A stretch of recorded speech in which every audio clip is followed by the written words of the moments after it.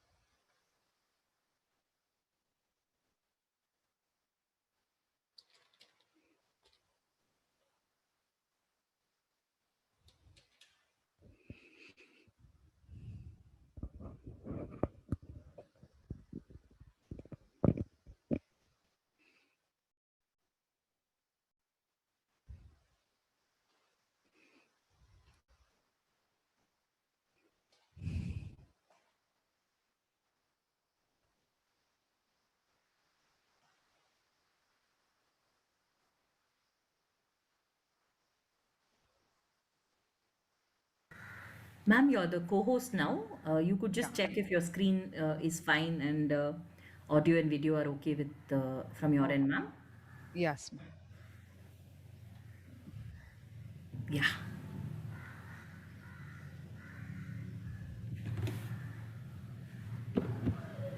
1 second.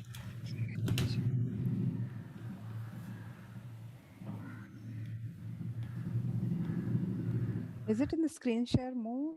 Yes, ma'am. It is in the screen share mode and we can see your screen now, ma'am. Okay. You can make it into a slideshow so we can.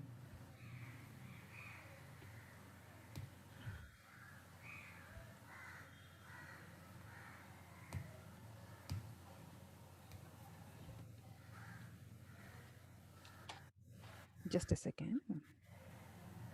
Recording stopped. We'll resume recording as soon as the session begins, sir.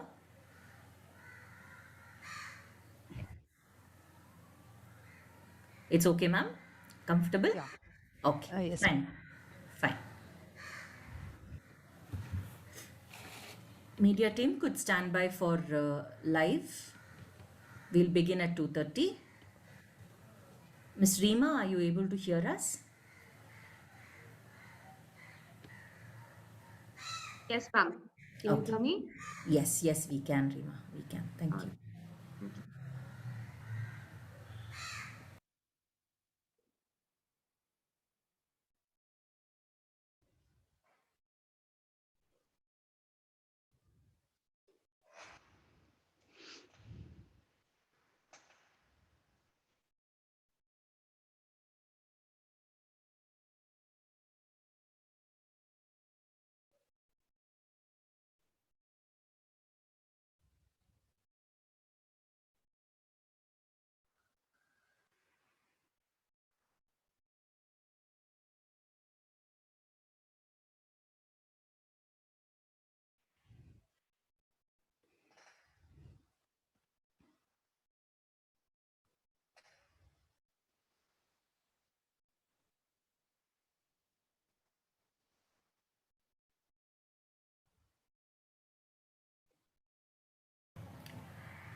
A very good afternoon to all of you respected scholars, Dr. Babu, convener of the FTP, our resource persons, and all the scholars who are joining us.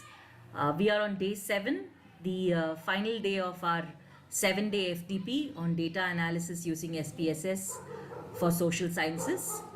Today will be the final day as well as the day where we will celebrate our valedictory event. So the day's deliberations will be like this. We will start with Dr. Chandrakala's session, proceed with the usual question and answers.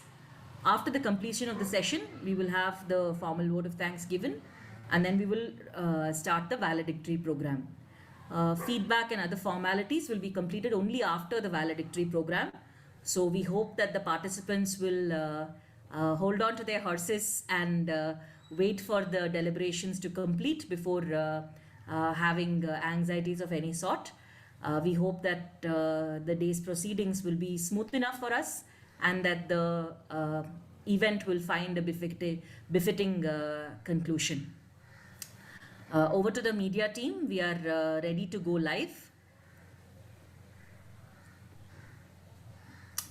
Yeah, thank you.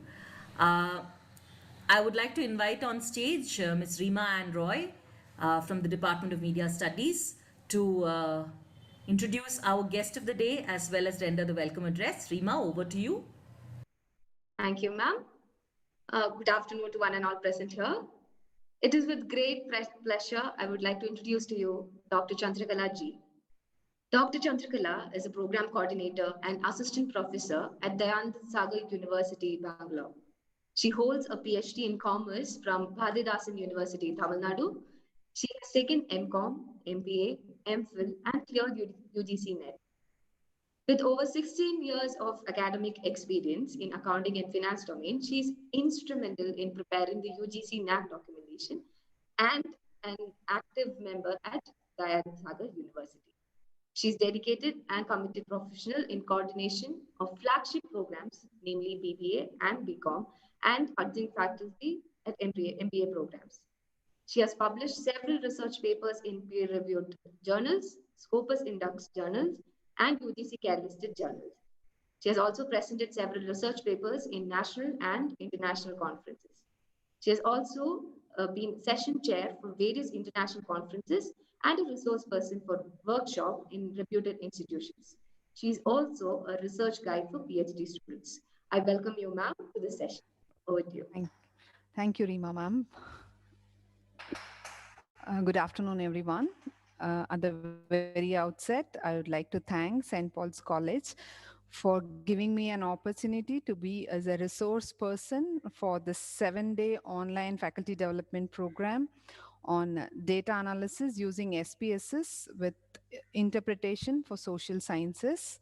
And being today day 7, we are going to in this session I'm going to discuss about how we do the preparation of research article and how do we go for publications as well. Okay, so I'm sure in the past 1 week or 6 days of this FTP program, you had different resource person giving you a lot of insights about different topics, right from what is statistics or how to prepare your questionnaire, what are the techniques you need to use, or probably how do we do the reliability or validity test, or what kind of test and analysis you need to do it in order to do give your interpretation. So, having learned all these topics, now it is our time to put all these in one systematic manner so that we can present it in a better way, so that you can further put it in a better. Just give me a second, sir.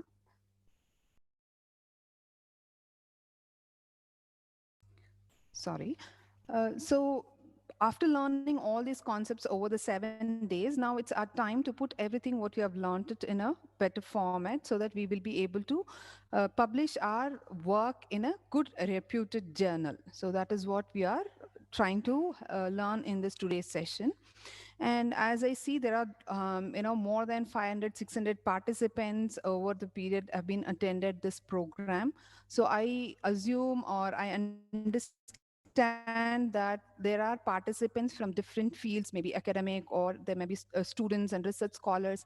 So there are heterogeneous participants are there. So I have kept my presentation little simple so that it caters to the needs of all different heterogeneous crowd or the different set of participants. So having said this, let us move on to the session. Just give me a second.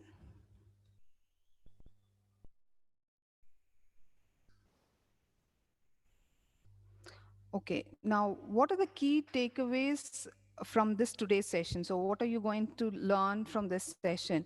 One is mainly to understand how you're going to write your research paper. And second thing is, after you prepare a good manuscript, then how do we publish that research article in the journals, or you can say the repute journals or the peer reviewed journals or UGC care journals. So these are the two key takeaways will be there out of this session. So by the end of the session, you would be able to understand how well you can present your research paper or a research article, and also how to select a good journal so that you'll be able to publish it in a quality journal. So that is what we are going to learn in this today's session. So the agenda for today's session, I have been divided into 5 different session topics. So one is, first we are trying to have a overview on research writing, and then we are going to identify how an article need to be structured. Then after we understand how an article is structured, then we are going to look into how to construct the article. And then I'm going to give you a few tips on how to improve the quality of the writing. And at the same time, I would also give you some insights about how the journal publications to be done, or how to select the best journal for your study. So these are all the things we are going to discuss in this session. So moving on with my first part of the session, we just on the basis of research writing overview. So first and foremost thing what we have to know is, what is the purpose of doing a research paper or research article? Is it just because it is being asked by the universities or the college that you need to present your papers, or you are given a target that you need to publish 2 or 3 papers? So is that the reason why we are doing the research paper? Not exactly. The real reason why we need to, or why we have to indulge ourselves as an academician or as a person to do a research is mainly to gain the knowledge and enhance our knowledge.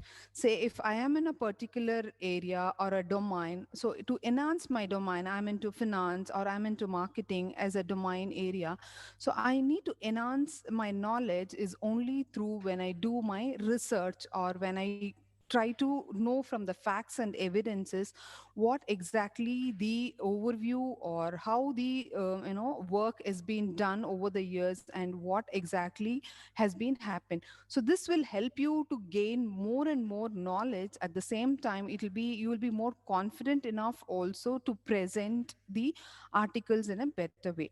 So the main purpose when you talk about the research paper is mainly to bring what are the different views that has been put across by the different scholars, and interpret that information in an own way, so that you can share those knowledges with the other research scholars as well. So if you're working on a particular area and you're presenting that research paper, so further it would be taken by the other research scholars. They can develop, they can put their viewpoints, and they can develop the concepts. So these things would be more rather helpful in enhancing your knowledge, innovating yourself, and in all ways. So that is one of the reason why we need to go for research, unlike just not thinking of only on the basis of targets. So gaining knowledge is one of the real purpose of doing your research papers or research articles. Now, when we talk about the research, there are different types of research. And when you talk about the articles also, there are different types of articles you can publish it. So in that, I have taken not all, few, I've been specified here. One is the analytical research. So in analytical research, what do we do is, normally we collect the data either using the primary data or using the secondary data. So the data what we have collected, we use some statistical packages, or using SPSS or EViews or any other type of statistical tools we use, and we try to bring out the results and interpret those results. So analytical study is basically by collecting the data and presenting the data and interpreting and giving the results, would be such type of articles or research papers. We call it as the analytical papers. Now, conceptual papers are quite difficult, I must say, when compared to the analytical papers, is mainly because conceptual, when you are preparing a conceptual paper, it is mainly that you are developing a concept. You are trying to give your theoretical knowledge, or you can say the development of a particular concept. When we do it, we need to have an extensive literature study, we need to do it. So doing a conceptual paper is comparatively a lot of effort is required, and at the same time you need to also understand what development of concept you are into. Now, the other type of article what we are looking here is the case study approach, so or case study research. So in case study research, what happens is you will be studying on a particular, say, an issue or a person or an unique problem, or it could be an unique personality. So here in case study approach, you're limiting yourself and you're trying to in-depth study on a particular event or an unit. So you're going to study majorly, in depth way of a particular problem or an issue and trying to bring out the solution for it. Okay.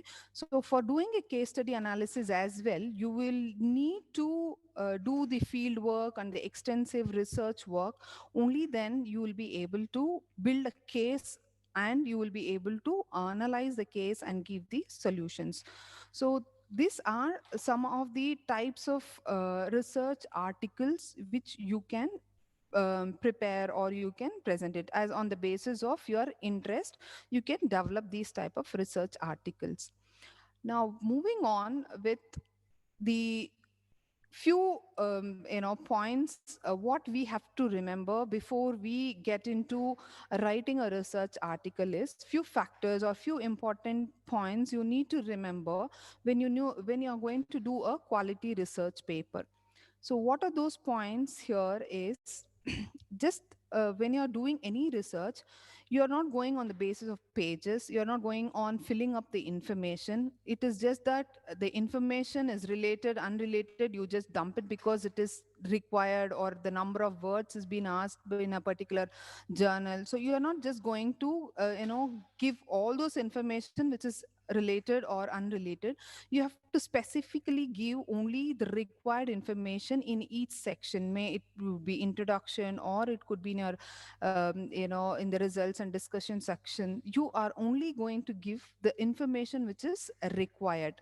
So that doesn't mean you need to repeat your information as well unless it is required. So if you say that I am confined then and I'm identified the information what I need, but since there is a limitation of words, or you want to increase your words, you are not supposed to repeat the same sentences. Like I put it in the abstract and then I start the same thing in my introduction, I say the same thing in my conclusion. So these kind of repetition, it also will not be enhancing the quality of a journal. It will also be not very a good way of writing your research article.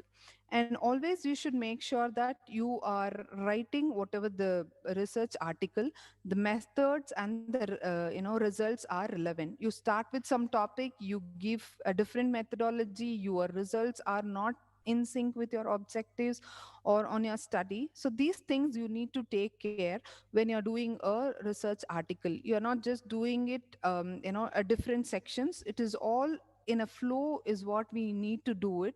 So we should make sure that everything has a connectivity. It is a logical flow of paper is there. And when you're writing your paper, it is always that you are writing a paper, and these papers will be used by the other research scholars or the other people in their study, further study. So you should make sure that your paper is simple and clear so that it is able to understand. Say for example, I search a particular article and I'm not able to get what exactly the flow of the subject is there in that article. It becomes difficult. I just read few lines and then I don't go for further looking into your paper, like what exactly is being given. Then automatically whatever the quality work you have done further, it will not be viewed by the person who's looking up to your paper, and probably you lose your citations as well. So you should make sure that your paper is easy, readable, understandable, get a clarity and concise. Everything should be there so that it becomes easy for the the research person, whoever is reading, is able to follow you. And mainly whenever you're doing your research paper, you have to do as per the journal specific guidelines. That is mainly because this is also one of the point which you can note is, whenever you are writing a research paper, you should make sure that you target particular journals, and you should understand those journals, what is the scope and aim, and what type of articles they do publish, and what are the author guidelines and specifications is being given. So that itself will give you some idea about how do you need to frame your research papers as well. So that also is important. So these are few points I have listed here to tell you what are the things you need to actually remember when you are doing your research paper, uh, or a quality research writing. So now, after understood or after understanding what is the purpose and what are the types of research and what are the key points you have to remember when you're doing a research paper, now we will move on with further understanding about what is the structure of a research article should be, or how the research paper structure would be. So here I have listed down, the points on how a research article should be there, which you can see on the screen. So starting from the title, moving on with your abstract introduction, then review of literature, then framing your research questions, objectives, hypothesis, or methodology you're going to follow, and collection, analysis, interpretation, findings, conclusion, implications, and references. So this is, I have made it little elaborate. Normally, you can see in journals, they may ask only after your methodology to write about your results and discussions. So the results and discussions are nothing but your the data collection, analysis, interpretation, and inference. You put it together and you're giving in the section called as results and discussion. So I'm just made it into points so that I can give you an idea about what exactly these, what information you need to write in, so that later you can club it and collate it as per the journal guidelines. As I said, as per the journal requirements, you can do it. So you might be wondering as well, like, what are these numbers, what I have been given next to these topics? This is the way in which you need to construct your paper. This is the order of the paper, how you're going to present it, or this is the structure in which you are going to present it. But actually, this is the order in which you have to start working towards your problem. So the first and foremost thing is you need to identify your problem. Okay, then move on with collecting the supported articles for it, and understanding the theoretical knowledge and the gap, and then moving on with framing your own questions, objectives, and moving on. So we'll discuss each and every topic or the points in depth, so that you can get an idea about what exactly you need to give in each and every section. Now, first thing is, or the first important thing is identification of a problem. So this becomes most important.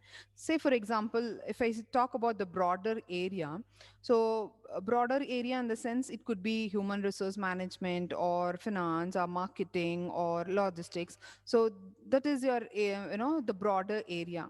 So from the broader areas, you are looking up to a particular theme. Say, for example, if I'm talking about finance, I want to look up to my sub theme as stock market. Or if I'm looking at marketing, I'm looking at consumer loyalty or perception. Or say HR, I'm looking up to some leadership styles and qualities. Or say, for example, if I'm looking at logistics, I look up at the inventory management and so on. So first, from the broader area, I have to look up to the theme in which I am trying to do my research, then go on further framing the topics. So say, for example, if I'm looking up to the HR and my theme is related to the leadership styles, so my topic or the title would be, I would frame to know what is the impact of leadership styles on those organizational performance.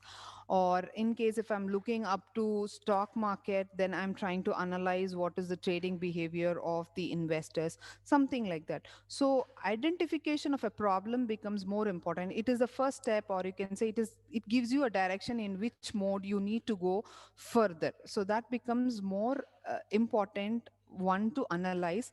And normally when you're choosing your research problem or area, you should move on with the new areas. It is not that somebody has done it and you are also just pondering along with that only and trying to work on the same problem and again. It should not be, you should explore the untapped areas. You should come up with the new ideas and thoughts. What new problems the organization, or it could be an economy, has been facing. How best you can give your inputs to that. So that should be a major reason or an idea for which you are trying to select your problem. Okay, so what are the ways or the sources through which you can identify your research problems? So, the research problems, as I said, you can identify using your unexplored areas, or you can discuss with your research supervisors, or you can create, or identify using your practical experiences as well. Like, during nowadays, during the COVID times, there are a lot of problems which has been emerged. So you can tap on any of those areas and identify what kind of problems the people are been facing. Maybe the senior citizens or general public, what is the problems they have been facing, the daily problems. Or you can also do the extensive research on the theories, and also you can frame your problems.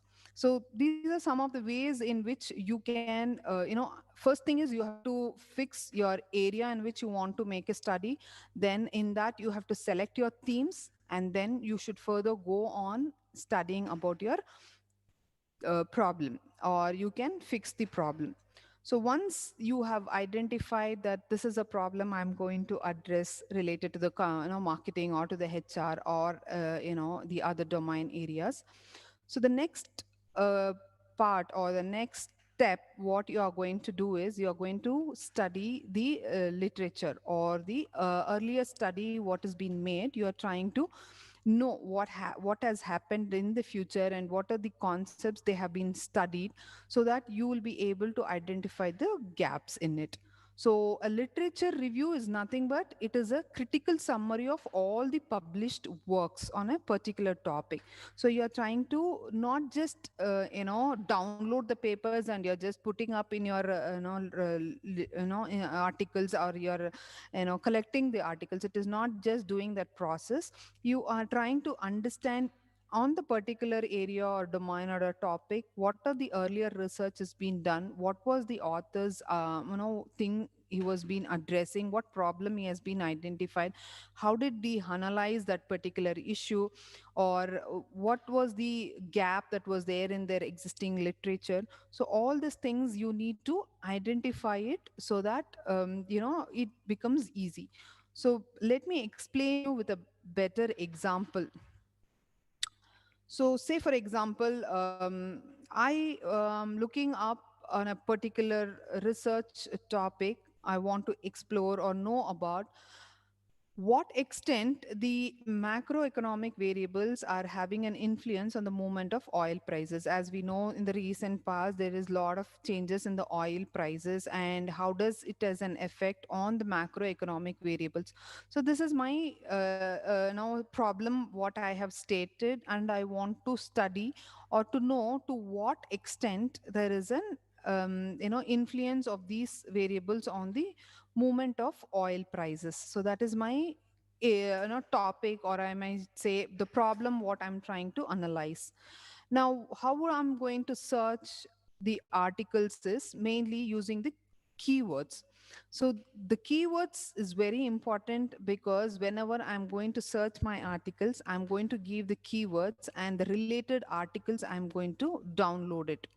So when I'm trying to search, there are various sources through which I can search my articles. I can search through the Google Scholar, or I can take the help of EBSCO, or any other relevant sources which are available open to the public. open access journals. So I just go type my keywords, then I will be able to identify few of the articles that are related, which has been done in the past related to the oil prices, maybe in the Indian context or in the foreign context.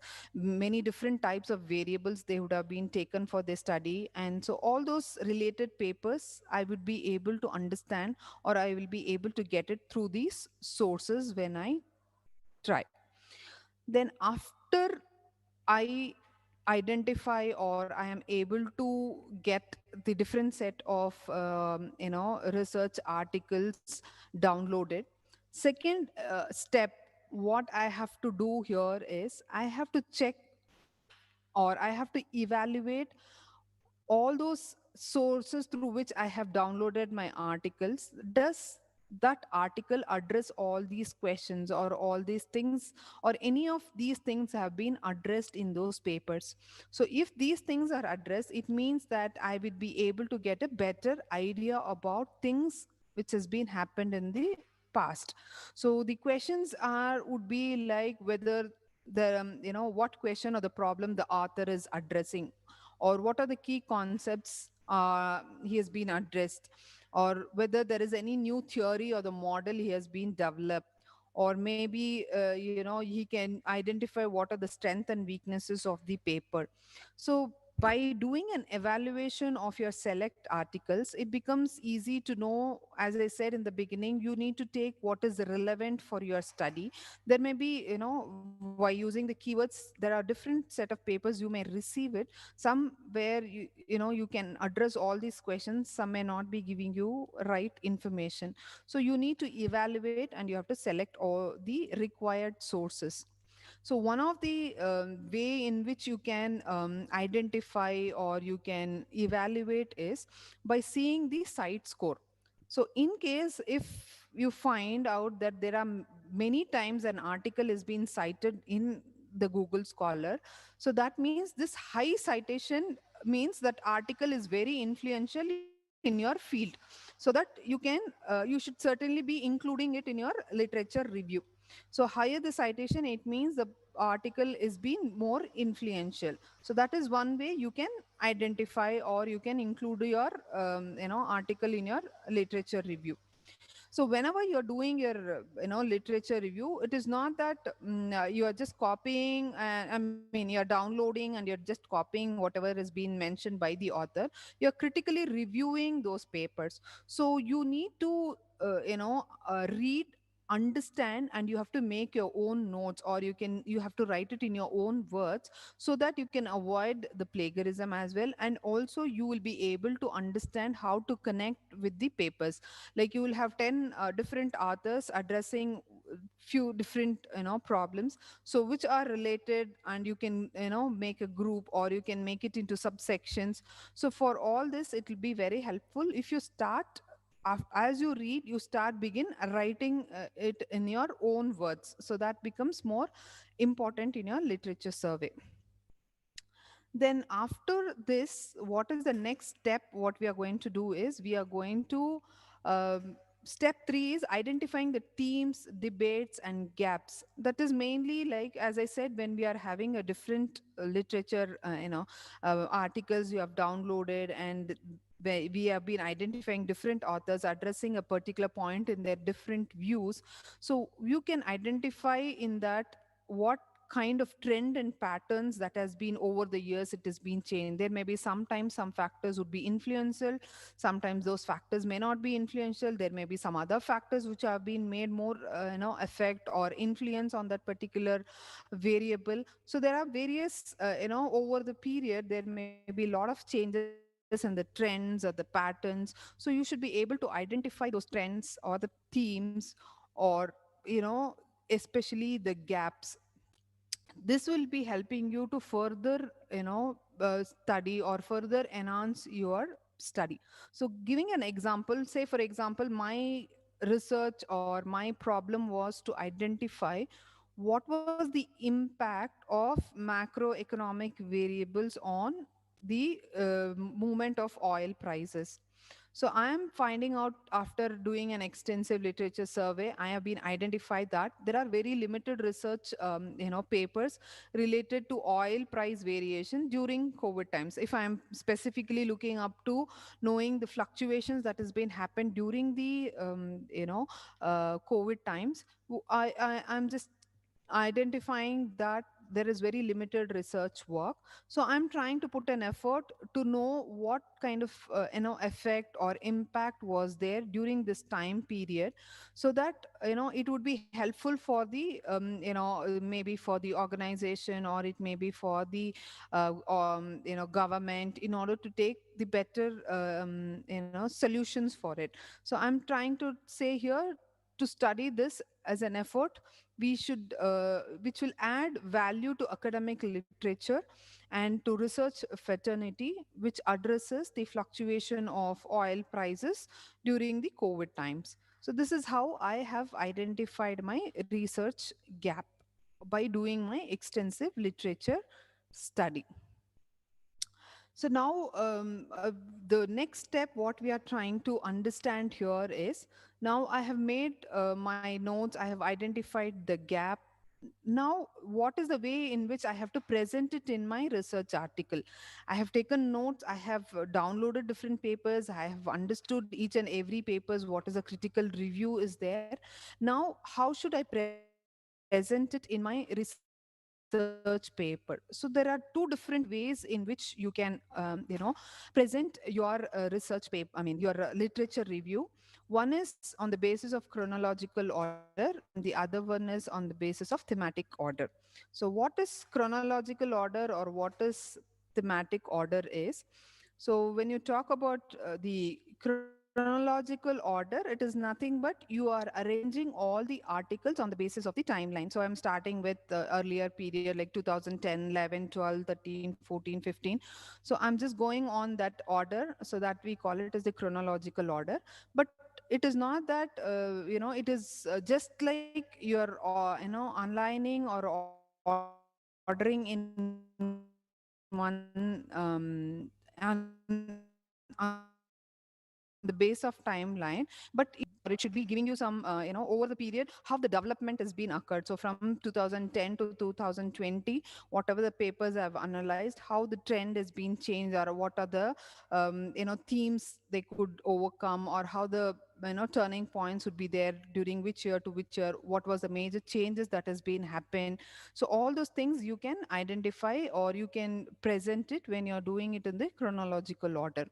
But when you talk about the thematic order is wherein you are trying to do some subsections.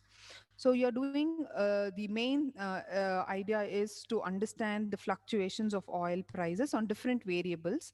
So I'm trying to make each variable into subsections and address what the other related articles, the what were their results, or what were their conclusions given by them. So let me show you an example. Say, for example, this is an article literature review I have been put here. So here I've made it into sections. That is, I'm trying to identify what is the relationship between oil price and the economic growth. In this section, I'm just going to discuss only about those papers where they have identified only the relationship between the oil prices and the economic growth. Then I have made the next subsection on identifying what is the relationship between the oil prices and the inflation rate. So there are different variables what I will be taking, like inflation rate is one variable, exchange rate is one variable. So each and every variable, what is its impact on the oil prices? So I'm making into subsections, and I'm trying to bring in the what the other reviews are there by the particular articles, and I'm trying to explain it to them in making into subsections. So this way of presenting your literature review, we call it as the thematic way. And if you say the chronological order, it'll be like this, where you are starting with the year of, here you can see 2010, moving on with 2011, 14, 15, 16, 17. So over the period, how the development has been happened, what are the changes has been happened.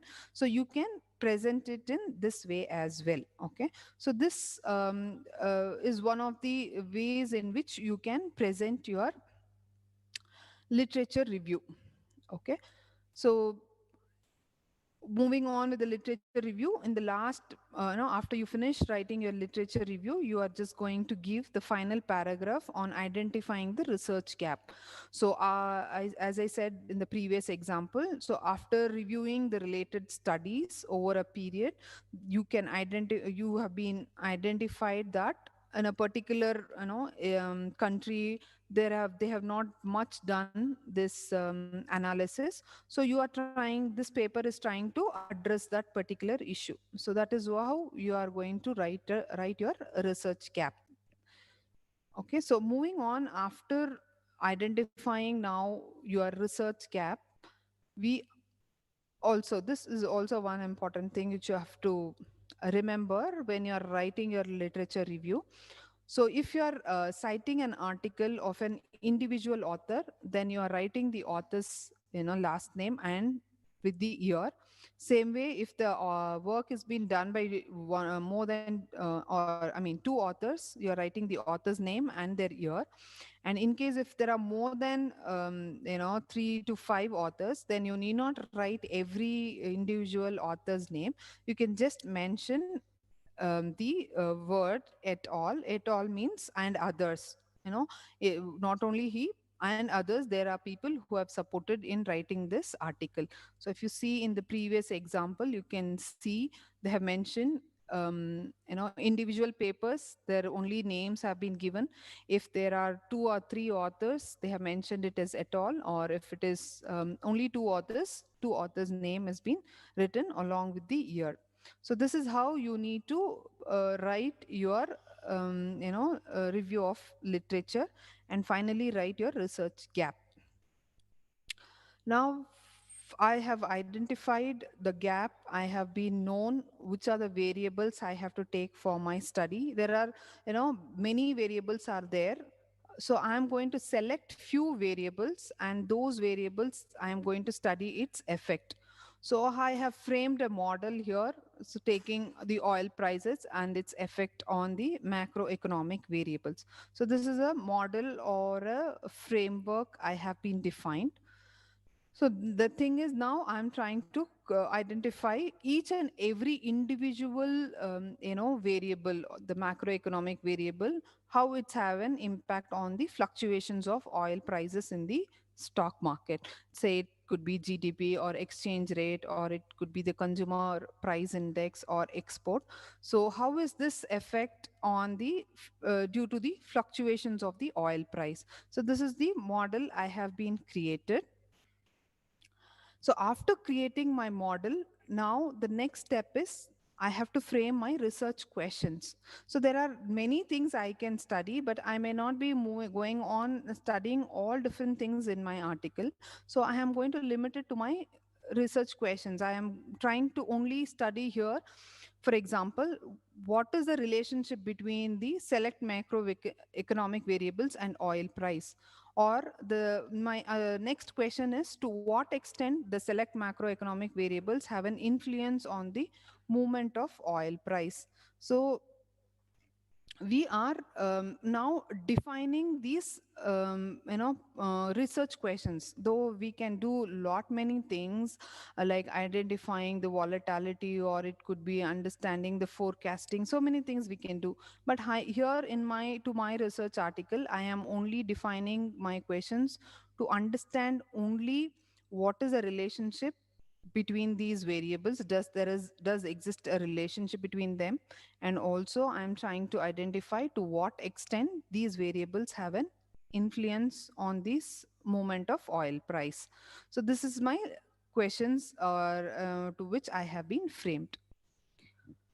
After we set the questions, next step or the next thing what we are going to look in is to do the research objectives, or you have to frame the research objectives.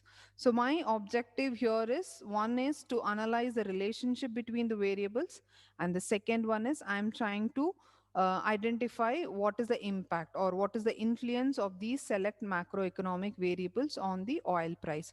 So I have set my objectives. After setting my objectives, I am moving on with my framing my hypothesis. Okay, so you have already learned about what is hypothesis, why do we need to frame the hypothesis, and all those things. So these are some of the examples I have just mentioned according to the example what we are understanding here.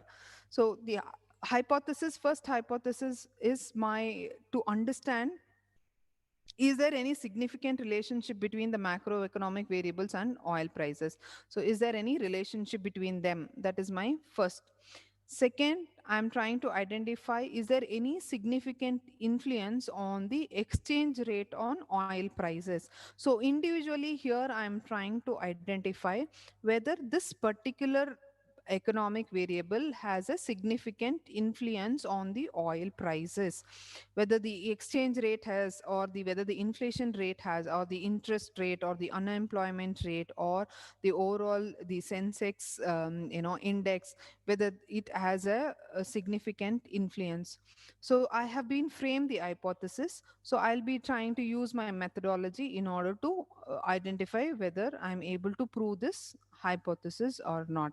So that is what we are going to do after framing the hypothesis. Now, after framing the hypothesis, the next step, what we are going to do is we are trying to do the research methodology part. So in the research methodology part, I have just mentioned what are the key points you have to mention when you are doing your research. So one thing is you have to give the description of the variables used. Like for example, here I've used about the exchange rate, inflation rate, interest rate. So you have to give the description about those variables. Then what are the sources? Where did I collect those data? From where did I collect those data? Say for example, these are some of the authenticated sources through which I can collect my secondary data.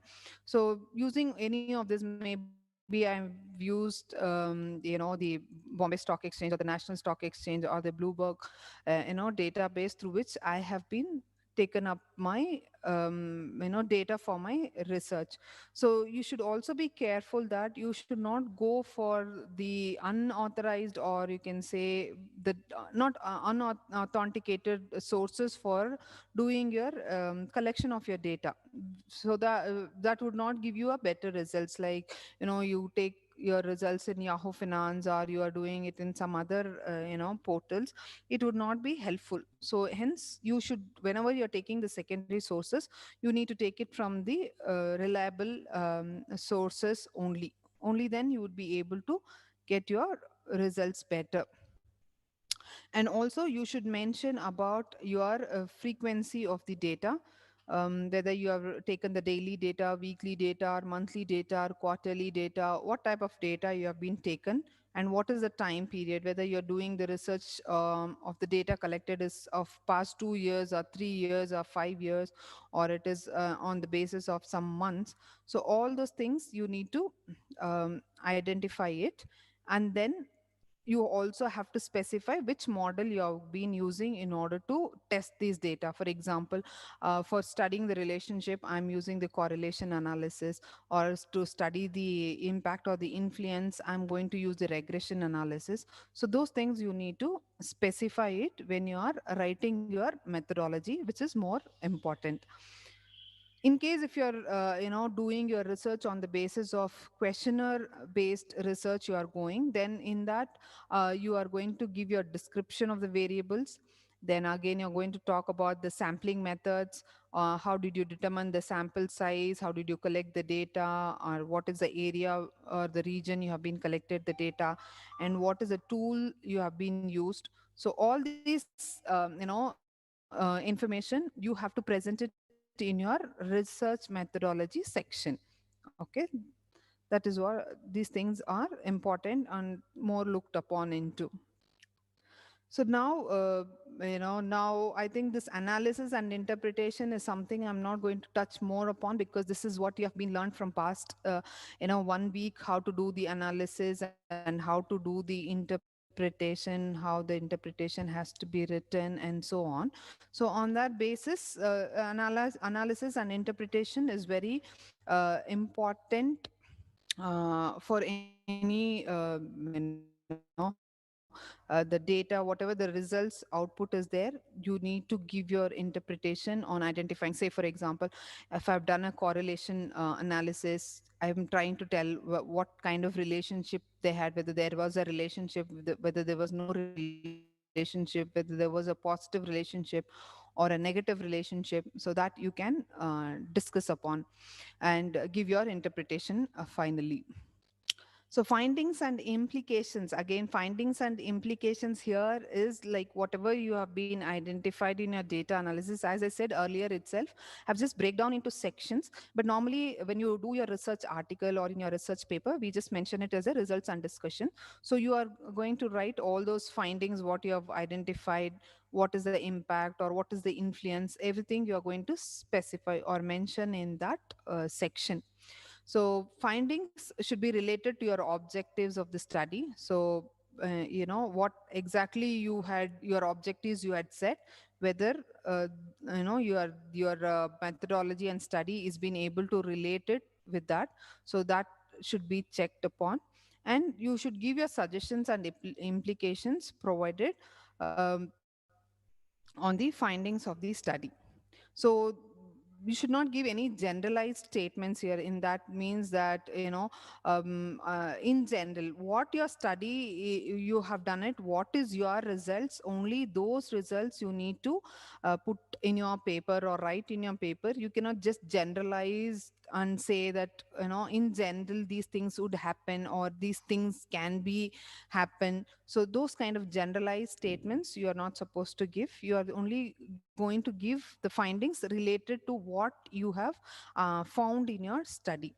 And most important thing is you have to give the implications. Implication is something wherein you're giving your valuable insights to the organization or to the company or the society or to the government. So this study, you're telling that this is the was a problem, and this is the way in which the findings are there, and you can implement these things in your organizations to change it, or in your society, or government policies. Normally government also would depend upon these kind of research, what is being done, and then they would be also further going on with their results of the study.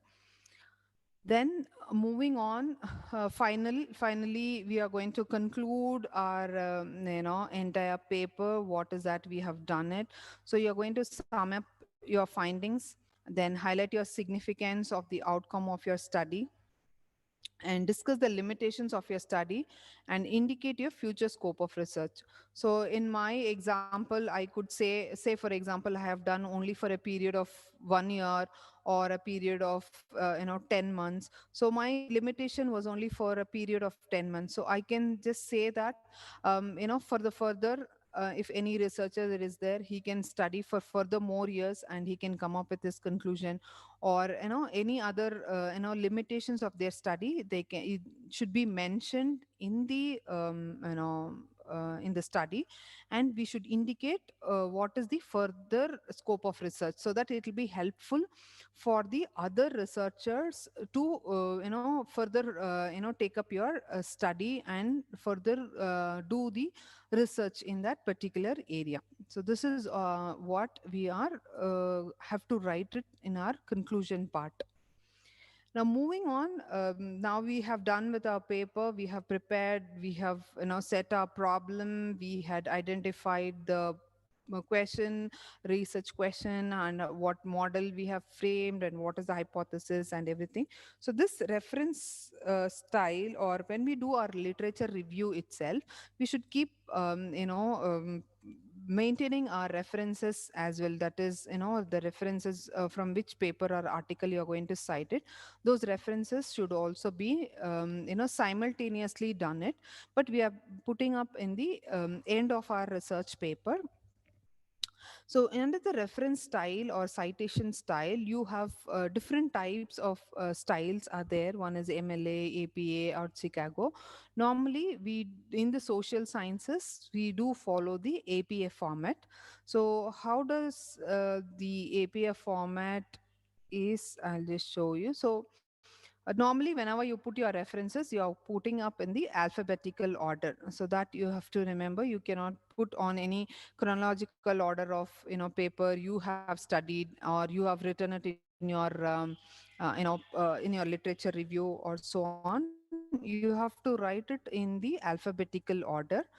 And how do you do this APA format is, say for example, whenever you search the article, say for example in Google Scholar, when you're searching a particular article, in the article below you can see there is a star and there is a colon. There is a two kind of a colon which has been given. So if you right click on that colon, you will be able to see this window open. So when you see this window open, you can see the paper is being given in MLA format, APA format, in the Chicago format, or the Harvard or Vancouver format. So you can copy this APA format and you can put it in your paper. So that way, it is not that you need to type it or you need to. There are other reference, more things are there through which you can also organize your references. But this is one simple way in which you can also easily do your references, collect your references through this way. Okay, and now that we have understood the entire paper, we have done it. Now we'll move on with doing our introduction part and then moving on doing your abstract and the title. Title, though you have framed it, now we will reframe it in such a way that it is in a better form. So introduction again, nothing much to explain in this. You are going to clearly, write about what was the brief background on the relevant theory or the practice of your topic. So you should give a clear idea. As I said, whenever a research, a scholar, or it could be anybody who's looking up to the paper, they are not going to read it from the mid of the paper. They are just going to look up from the starting of your paper. So the introduction and everything should be impressive. So they should get a clear idea about what exactly you are trying to address in this paper. So your purpose of the study should be clear. You should be able to give the correct and not repeated informations. Concise and information should be given. So normally a brief background of the study you can present it in your introduction section. Need not be made into too many sections. You can present it in one single section as well. Now finally, normally it is a trend that we would be thinking that we write first abstract and then go with all this format. Actually, only when we complete our entire paper, then we are going to write an abstract. Abstract is nothing but you are going to give a overall view about what exactly this paper is all about and what is that you have done in your paper. So normally there is a word limit also given by the journal specification, that each and every journal should have a specific number of words. So normally it is around 200 to 250 words is there, number of words what you have to use it in preparing your abstract. So what exactly the abstract should have here is, in the abstract you should mention your objectives of the study. You have to mention, it is not in the point, it should be in the these things should be mentioned, is what I'm trying to say. You should mention what was your actual objective, what is your methods, and what are your results. And specifically the keywords have to be mentioned. So as a with my example, my objective of the study was to study the relationship and the impact of variables on the oil prices. So to do this, I have used the method of correlation and regression analysis, and my results say that there was a relationship. There exists a positive relationship between the variables, and also there are few variables which has an impact on the oil prices. So I would mention the entire gist of what I have done in my paper.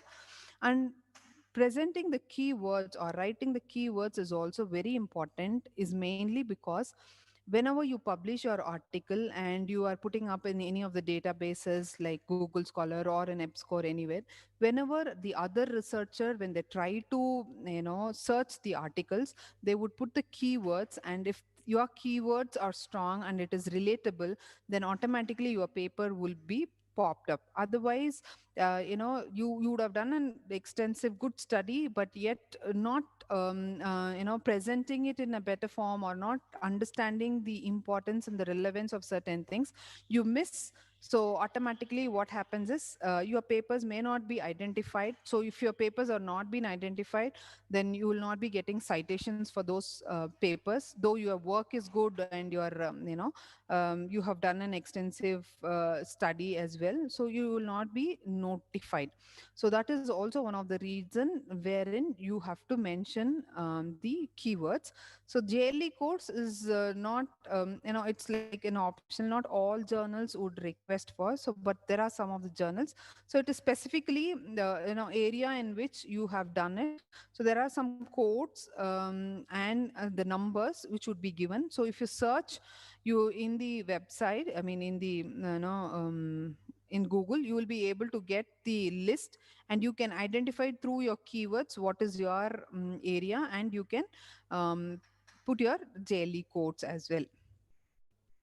So finally, now, as I said, we have done with the entire paper. Now, the most important thing is we need to frame a better title. That is more important, because everybody, whoever is going to check your article, is only first going to check your title. Then he is going to read your abstract. Only then, if it is convincing or it is, good, he will be further moving on with reading your paper or downloading your paper, or citing your papers. So when you're preparing or whenever you have done it, you should make sure that you give a clear title, so that a person should be able to understand what exactly you have done in your paper. And most importantly, you also have to give your author details, that is your affiliations, your mail ID, mobile numbers. So these are, sometimes you can get connects as well. So there are some of the authors do discuss, asking about how did you review this, or what is their viewpoints. So for which they would be sending through their mail IDs or through the mobile numbers. So they would be giving all this information. So it is more important, apart from your title, you should also give your affiliations as well, or the details have to be provided. So for my study, I've just giving you an example. So I've just mentioned the impact of macroeconomic variables on fluctuations of oil price. So here I can know that I am studying the impact, and I know what are my independent and my dependent variable. So what exactly have done in my study. So this title itself will give a clear idea or a picture to the people who are working in this particular domain. So this is a paper which is available, where they have studied few select macroeconomic variables and their impact on the fluctuation of oil price. So that gives a clear, it is very simple and clear and crisp way of writing your title, which is more important in your study. Now, moving on with further, understanding what are other important things in your research paper is, now that you have constructed your paper, you have put up the paper, you have now systematically you have presented your paper. The next step is checking the plagiarism. Normally, whenever you write your article, it is always good that you start writing in your own way, put your own thoughts and views, and bring it in a logical connection, so that it becomes easy, where you don't get into this plagiarism issues. If you just copy paste, or if you just steal the information from the others, what they have written, you just change the synonyms, or you just write the sentences in a different order, and you present your article, so you would be getting plagiarism. So many of the good quality journals, they don't accept in case if it is plagiarized, mainly because they understand that it is not your own article you have written. It is just that you are trying to put up in a way in which you can present your article. So that is one of the reason wherein you should go on writing in your own words, not going with copy paste, or not going with taking others work and putting and showing it as your work.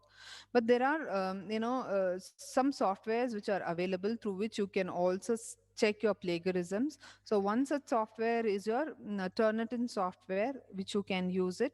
So it is a very good software. It will give you the entire picture about when you give your article for the plagiarism check. It will tell you to what percent, from which article you have copied, what is the percentage, what are the words you have been changed. So it gives you a full picture about from where and how you have taken up your study or taken up the information.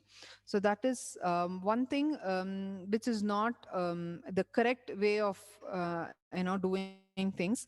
It is just that you are trying to, as this picture depicts, you are trying to steal somebody's idea, or you're just replicating somebody's idea, or you're trying to steal some idea. These things are not exactly legal or the authorized way of doing things. You should make sure you present it in your own way, so that whenever your article gets published, you would be feel happy, you would feel accomplished, that your work has been recognized.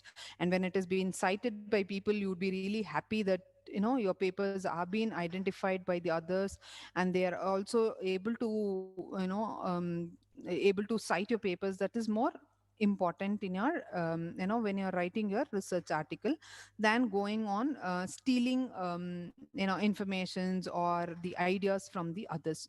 So this would not be helpful. Now, why plagiarism actually happens is mainly because not having an extensive study. You just read few articles and just come up with that, or not having creativity of analyzing the paper. Even reading a paper and analyzing it and critically reviewing it also in itself a creativity, or it is on the basis of extensive study. When you make it, if you read few papers and if you try to sum up things, it is not possible. You need to understand from the theoretical background. You need to do it, and you have to study. Normally, since we might be having the timeline of that you need to present your papers, you need to get published, so lack of time and lack of planning, we try to do this process. So this is all the reasons, but it should be avoidable. As a good researcher, we should always take time for ourselves, or take time for our research papers, and we need to work on it and do a good research paper or present a good research paper. So I've just given you a few examples about what are the free source articles are available, or what are the paid articles. The Turnitin, Urkund and all, in case if you are in the institutions where the institutions have been subscribed for, then it becomes easy. Otherwise also, in the libraries and other things, you can get your papers check the plagiarism by paying a minimal amount for it. Maybe that would also suffice for looking up into your paper, for checking your plagiarism. So having learned now about, I think now you all have a fair idea about how should your research paper should be, how you should start your paper and how you should end it. What are the things you need to remember? How important is to check the format. So all these things, when we have done it, now our paper is ready, or our manuscript is ready for publication. Now the question arises here is, which journal should I go for presenting my paper? How do I identify it, or what is the way in which I'm going to select my journal for the publication. So this becomes actually more important on selecting the correct journals for your paper. Normally we do tend to say that first we need to select the journal or target the journal. On the basis of the journal we need to prepare our research articles. So if you are gone in the other way around, then you can actually go for searching the journals. So basically my thought process is you should always go for the unpaid journals than going for the paid journals. So paid journals are mainly because you would have got your paper published, but the same time your papers or your journals would have not been identified by others. So that means you don't get your paper noticed by others, you don't get citation for your papers, because these are would be the journals, they just do it for the sake of money, so you don't get it.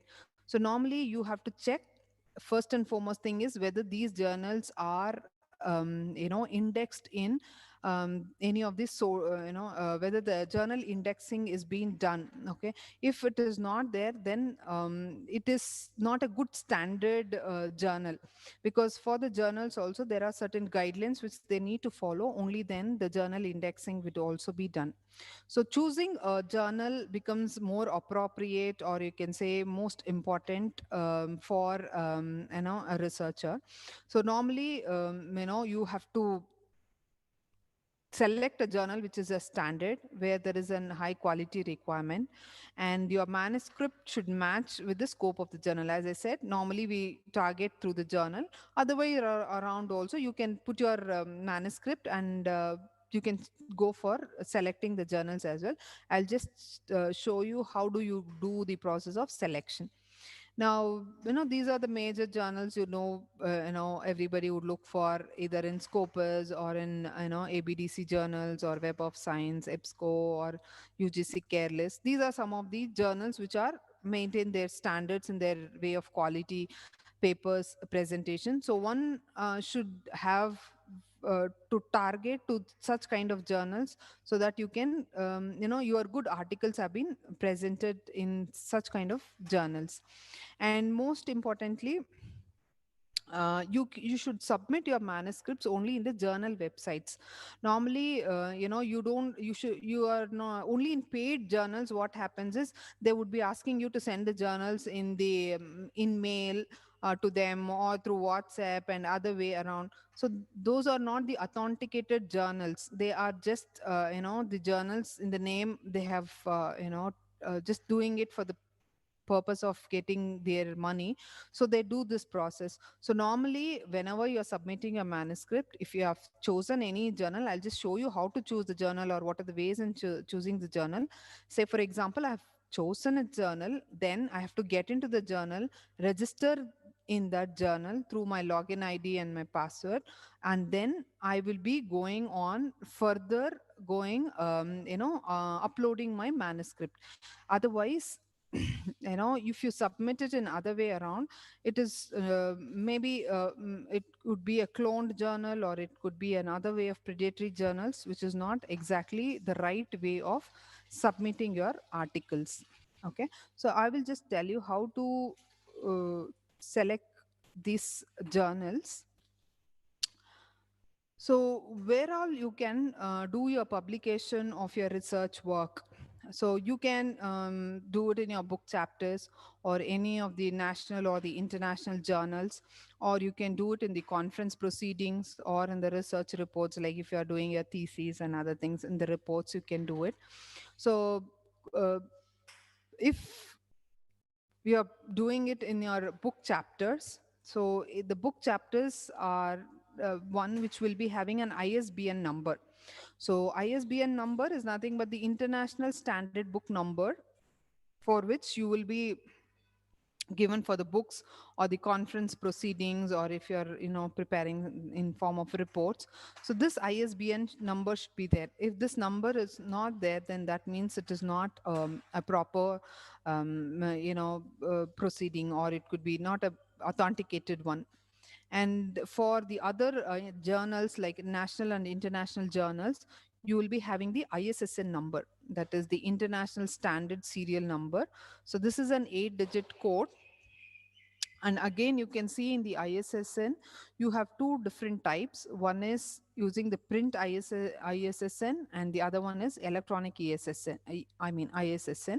So this is mainly because, if nowadays, since we are doing it on online, and online open access journals are there, so they are also giving you the um, ISSN numbers as well. Okay. Now, moving into the mode of publication, should I go for online? Should I go for print? Should I go for open access, or should I go for paid? That is also one of the question normally the researchers do ask. Okay, so two things are there. One is you're going for the print, that is in your hard copy. The other one is in the online. So in the online, you have two categories. One is you can go for open access. The other one is your paid. Now, this paid is not that what I'm talking about, the paid journals. This paid is something else. Say, for example, I want to publish my article in a particular journal which has both this open access and the paid format. So, what is, say for example, I'm selecting to go for open access journal. That means there would be some amount of processing fee I need to pay to those journals, so that my article would be openly accessed by all the others. I mean, like whoever the people who are looking up into the the databases, they would be able, my paper would be visible for them. Okay, so in open access journal, the author needs to pay some pay fee to the journals, so that the journals put my article in the open access databases, so that it is visible to all other scholars or the people. If it is paid, that means there is a subscription. So here the author will not pay any amount, but whoever is downloading or whoever wants to view my paper, they have to pay the subscription fee, and they have to uh, only then the paper can be downloaded for them. So that is the meaning of paid here. Okay, so in open access, the author would be paying the charges to make that article available on the open access. Paid is wherein the author does not pay any amount, but whoever is downloading the article or whoever wants to see the entire article, they need to pay the subscription fee in order to download the article, or they have to look into the article. Now, now you understood what is a mode of publication. Now I'm going to give you a small, demonstration about how do we deselect the journals. So there are n number of journals. How do we have to select the right journals for our publications? So in UGC Care, UGC list of journals, it was replaced as UGC Care list from 14/6/2019. So earlier there were some 4 groups. Now they have been concised only into 2 groups. So UGC Care List Group 1 and UGC Care List Group 2. So in UGC Care List 1 group, the journals are, all those found qualified through UGC Care protocols, and UGC Care 2, whatever the list is there, sorry, they are UGC Care List Group 2 journals are normally, it has been journals indexed globally. So it will be available in Scopus or in Web of Science. So these journals will also be indexed in their, in the other, globally recognized databases will also be there. Now, how do we get the list of journals, to know which are the journals which are there in list 1, or which are the journals are there in list 2, or, which are the list of cloned journals you have. That is, cloned is something wherein you have the similar journals. Names will be the same, but actually they are not the real or the original journals. So that alert is also being given by the UGC Care. So how do we get into this portal is, you have to just type UGC care in your Google. Okay, so if you just type UGC care in your Google, you will be whichever the first link you get it, you can just open that. So when you open that, you will be able to get this window. So here, since I've already logged into this, so that's why it is showing as logout here. You have to, first time, if you're visiting this website for the first time and you're trying to download the papers for the first time, then you need to log in. The login is a very simple procedure. They would have asked you a few questions about your name and email ID and probably the phone numbers or whatsoever. The simple informations would be asked. So you can just fill in those informations, and you can click OK. Then automatically you will be able to log in. And once you log in, you can see this you know um, window page. So in the right hand side, you can see they would have given you about what is the UGC care list group 1, UGC care list group 2, what are the clone journals, or you can how to identify the journals. So all those things. So say for example, if I click it in UGC care list group 1, so I will be moving on to the next page where you will be getting the list of those journals. Okay, so this is the list of the journals. I have just tried to search the social science journals. So how many social science journals are there which are listed in the UGC care? So you can see around 358 total journals are there which are listed.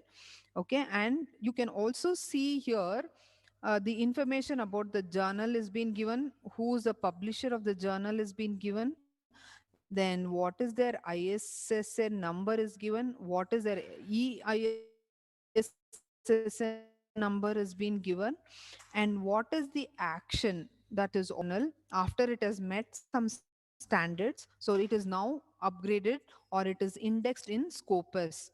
So that means this particular journal, from the period it is started indexing in Scopus. So that information is also available.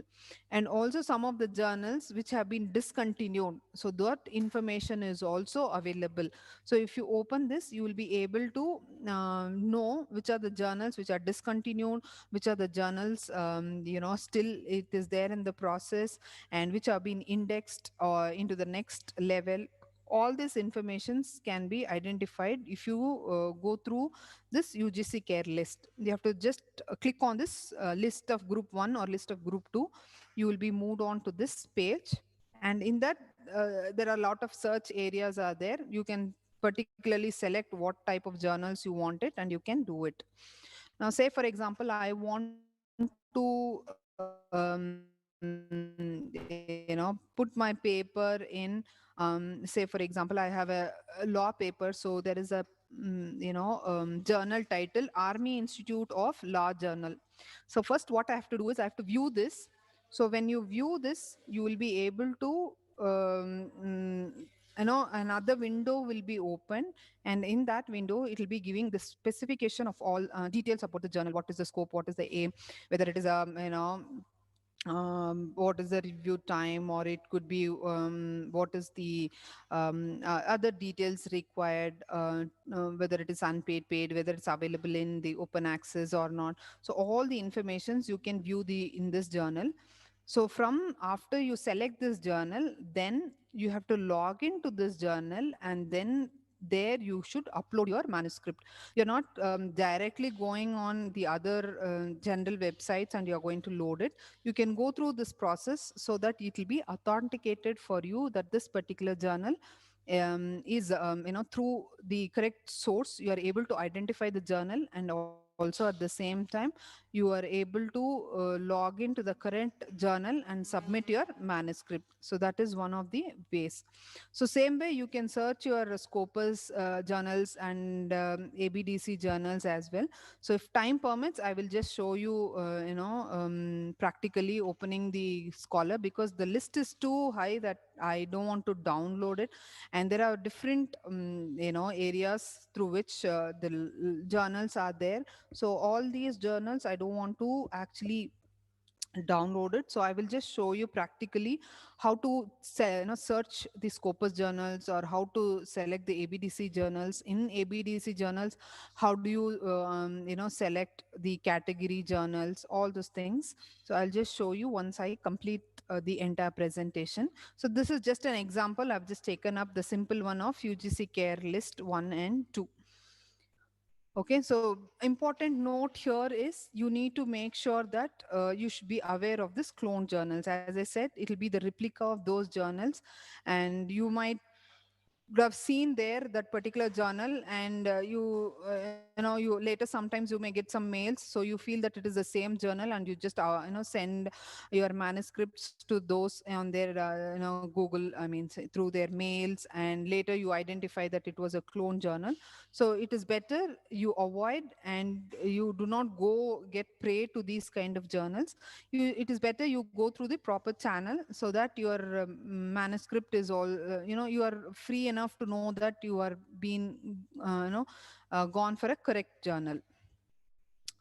Now, while selecting the journal, so when I, when I say I want to know how many journals are there in finance, I could see hundreds of journals available in finance.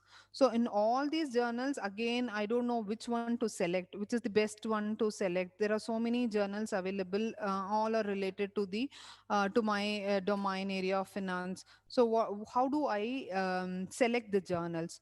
So selection of journals can also be done on the basis of their journal index. So journal index is a database wherein you could know the quality, and you could also know about the peer reviewed journals of their from the several publishers.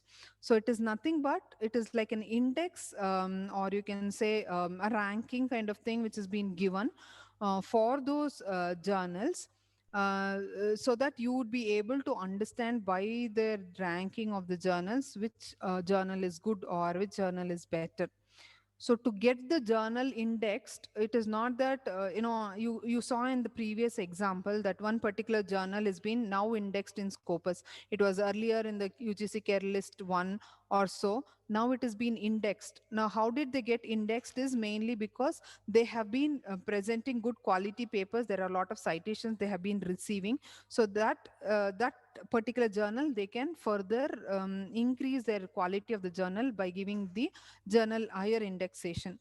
So for to get a journal to be indexed, these are the criterias which they are looking up to. So the journal should have a proper aim and scope. They should have an ISSN number. There should be a copyright policy. There should be a digital object identifier. Then the publication time should be mentioned. Then the quality of review on type, whether it is a single or it is a double blind reviews.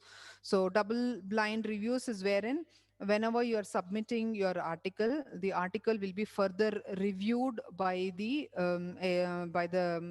reviewers or the editorial. So there'll be more than one reviewer who will be reviewing your article. So two different people who will be reviewing our article, both would not be knowing each other, neither they would give any author affiliations there. They just send the manuscript to them only from the introduction.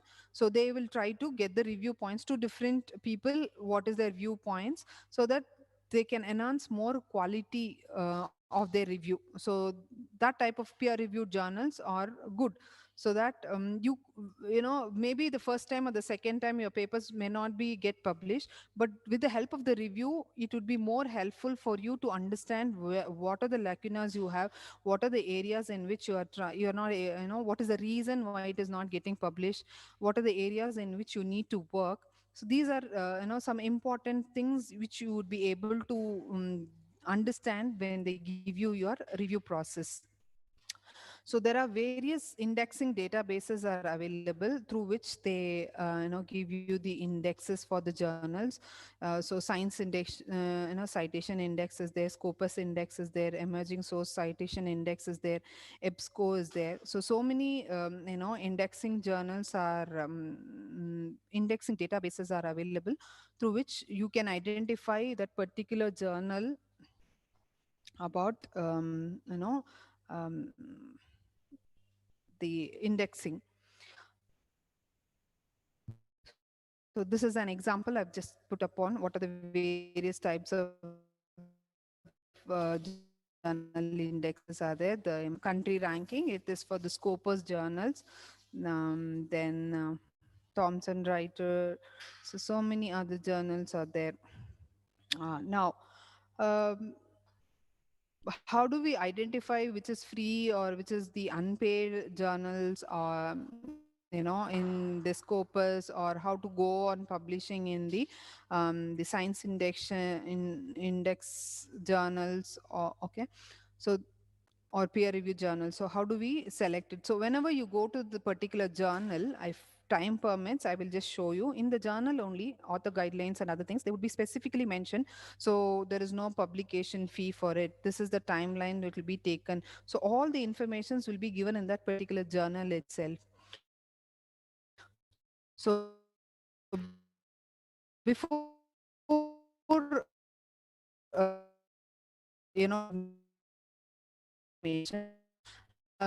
later they would be charging.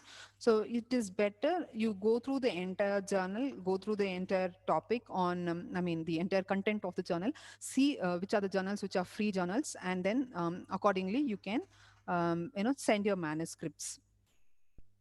So finally, there are a few more topics which I want to highlight upon. um, so how do we do this process of evaluation of the journals? These are the points through which you are going to evaluate your journal. The first is the citation.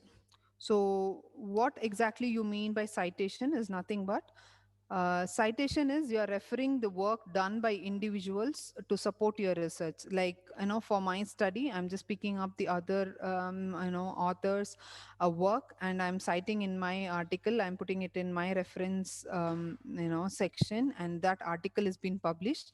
Then you will get one citation for your paper. Okay, and then the second important thing what you have to check in your journal is the impact factor. So the impact factor is something which would actually give you an idea about how many citations that particular journal is getting or the articles has been getting, and at the same time how many publications have been done by that particular journal. You will be able to identify. Let me give you an example for that. This is the way in which an impact factor will be calculated.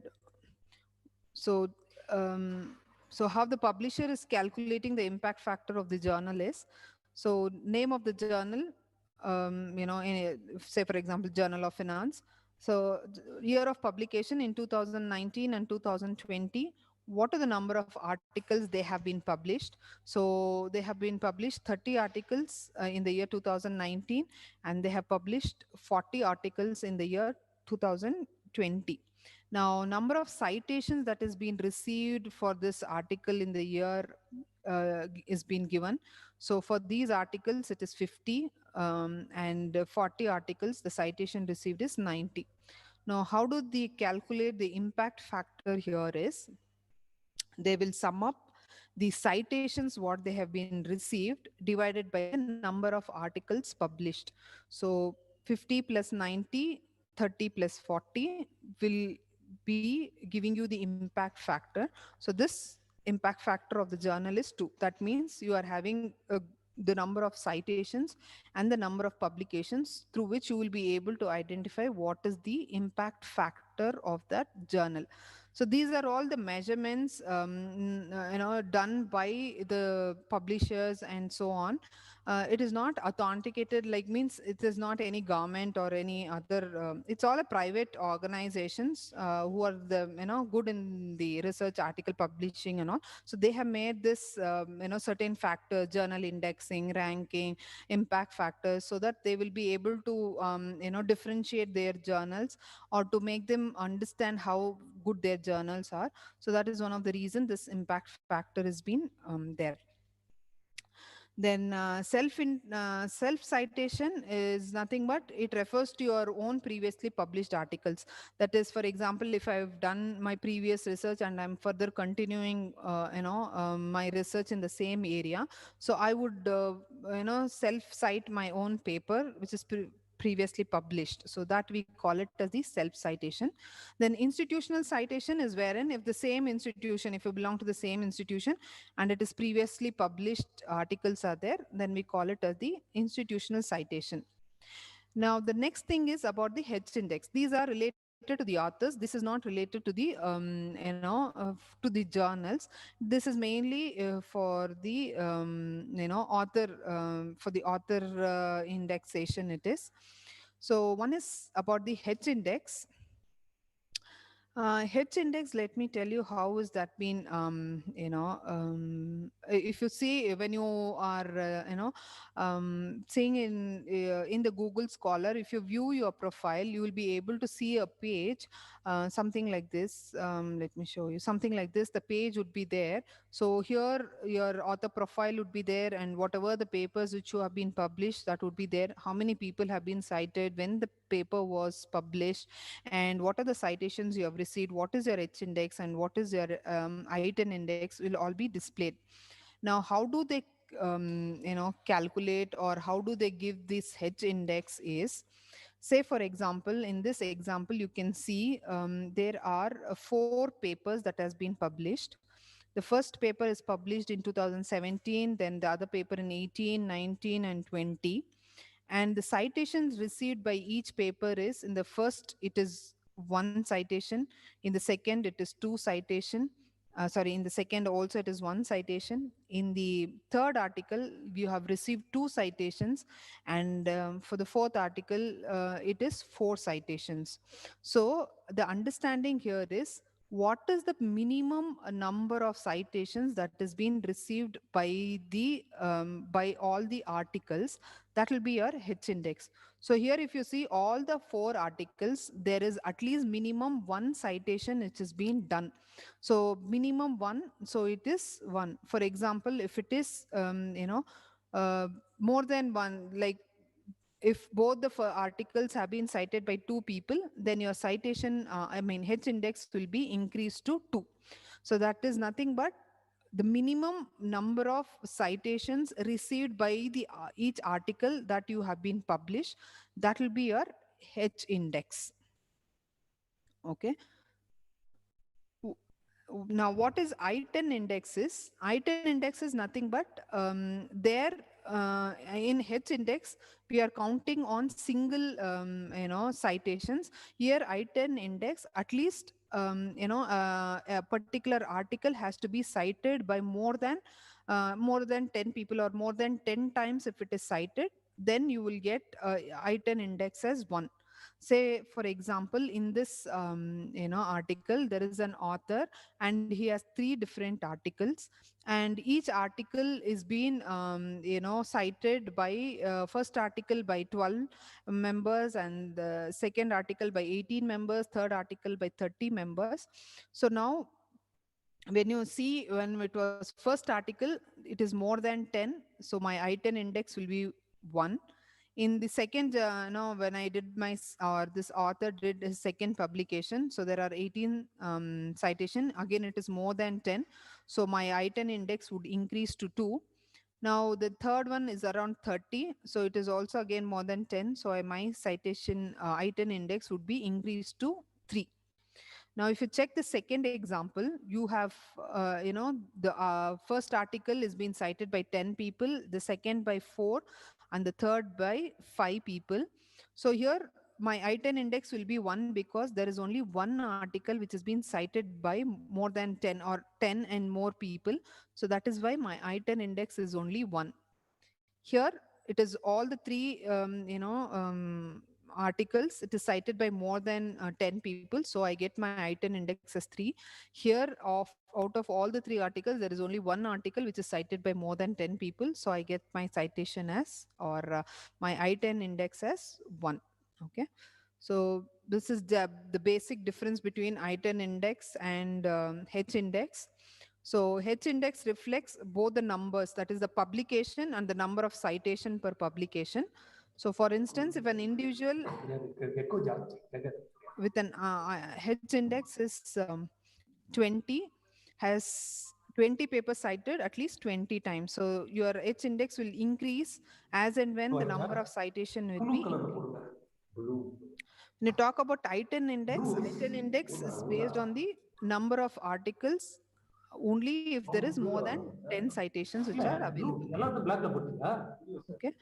So the concluding remarks, what I would like to give is, so whenever you are writing a paper, it is always important that you should identify your base paper. So with the help of base paper, you will be able to know how you have to, what is the direction in which you have to do your research.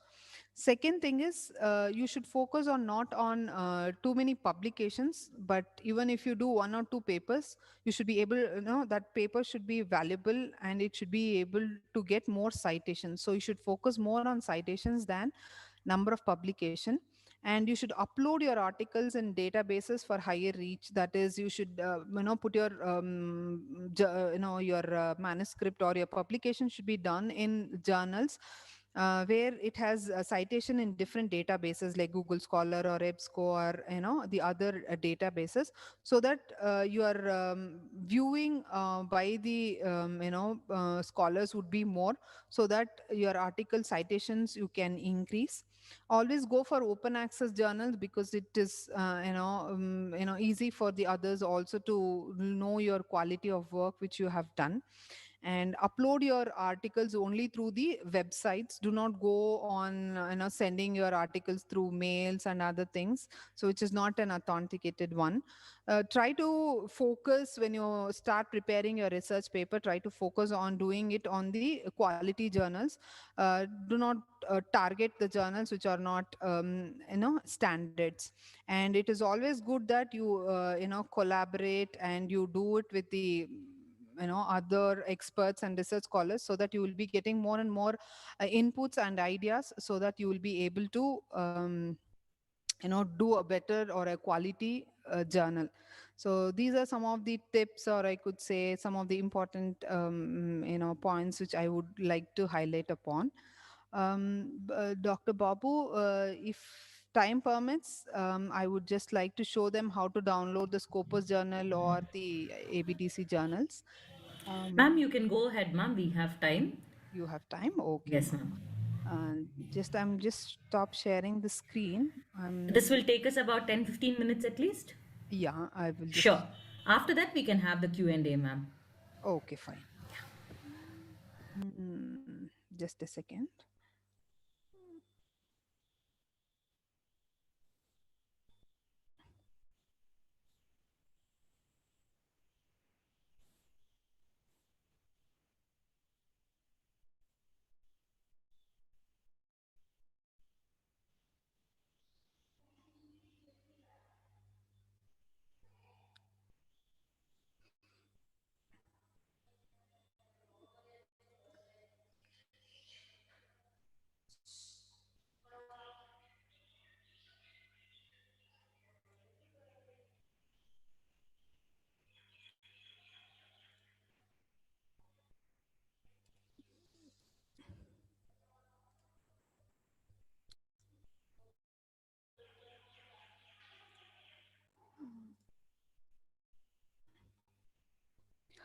Ma'am, is my screen visible? This sharing has just started, ma'am. Yeah, it's visible now. Okay. Okay, fine. So I'm just showing you how you can search your journals. So first I'm going with UGC Care. So you just type UGC.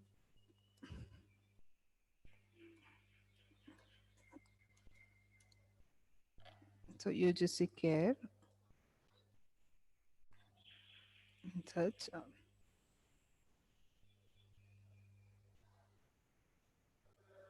A bit slow, is that because of, no, maybe because of the rain. Oh, yeah. So if you just type UGC care or UGC care list, you will be able to, go to this page. So UGC care, the first link what you have, you just click on it.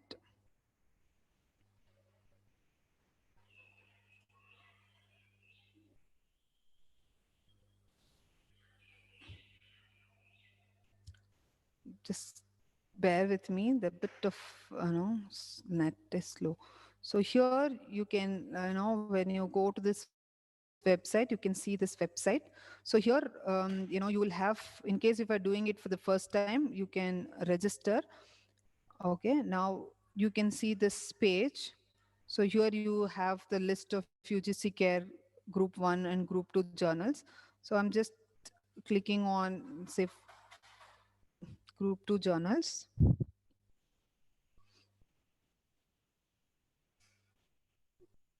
So already I have logged in. So my ID and password is there. Otherwise, you can just click here, register here. So if you click on register here, you will be able to, get another window where you can, give your information, and it'll get registered immediately. Um, it will not take much time. It'll immediately, you can get registered. And then, one second.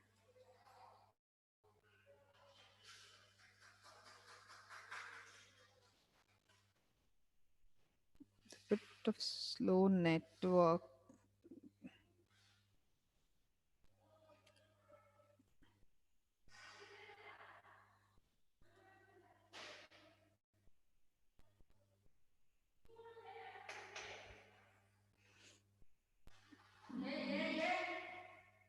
Okay, there's some error. Let me do it once again.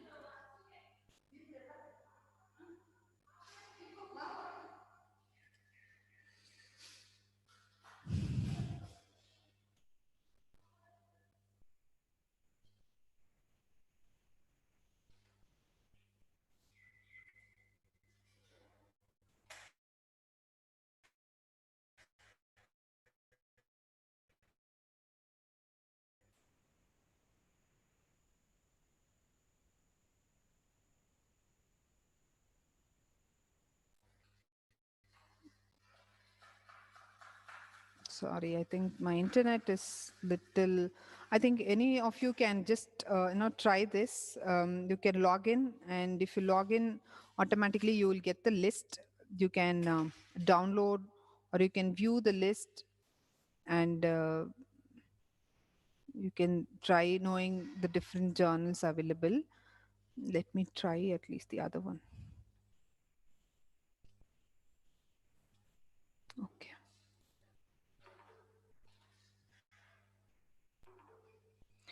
Okay, let me try the Scopus Ma'am, journals. can I make a suggestion? Yeah, Uh, would you mind stop sharing the screen? yeah. Do the entries that you want to do. No, Open the actually, page and then show it to us, because I think the live thing is being obstructed because of the speed, ma'am. yeah, yes, ma'am. I'll just do that. Okay, you want me to stop share and Ma'am, stop share, do whatever you have to enter, and okay, close all your other windows and try opening this in okay, screen share, ma'am. fine, fine. Let me try. Let me Sure, try. ma'am.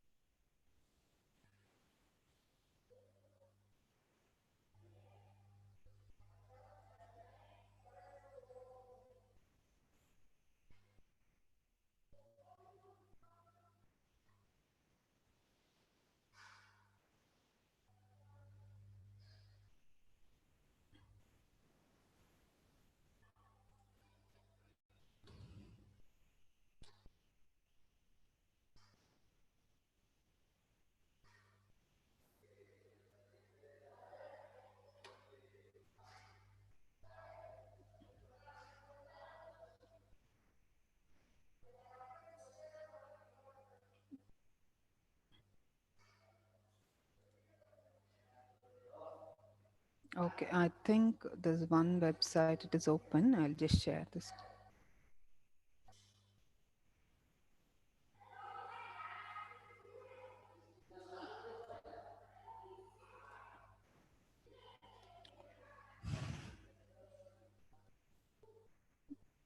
Sorry for the inconvenience. It happens, ma'am. Technology.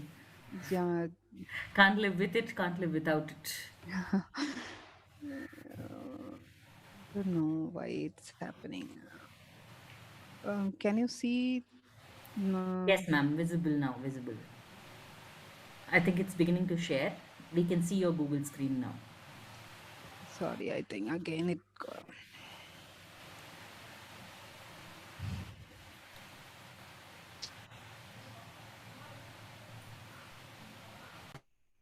Okay, I'm just trying the ABDC journal. So you have to just type abdcedu.au. Okay, just make a note of this website, abdc.edu.au, and click on that.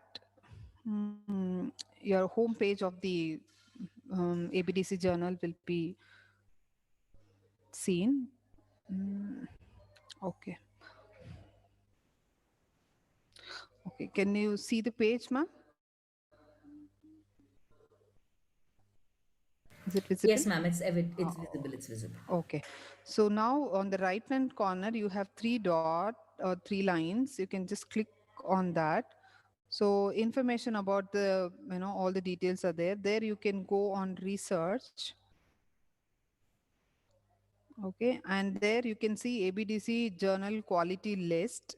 So you can click on that. Then you will be getting that list. I'll just show you. I've downloaded actually the list. If it is not visible, I'll just try. Okay, so here the journal list is there.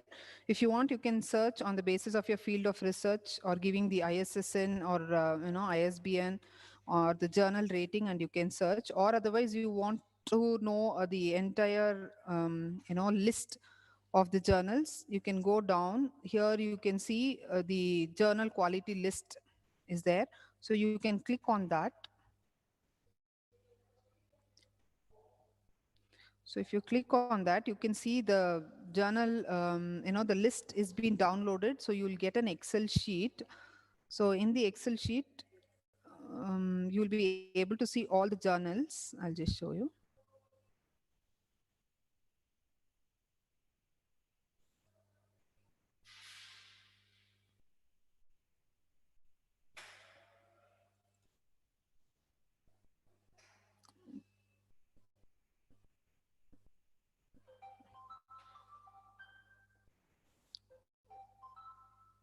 Just give me a minute.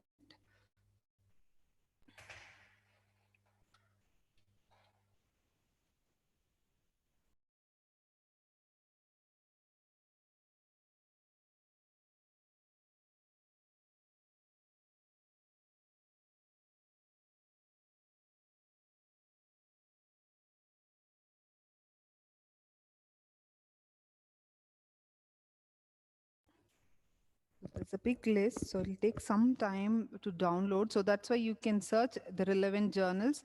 You can just give your titles and require the field of search, what you want to, accordingly you can search. So if you want in finance, the research, then you can export the list. So you'll be getting those list.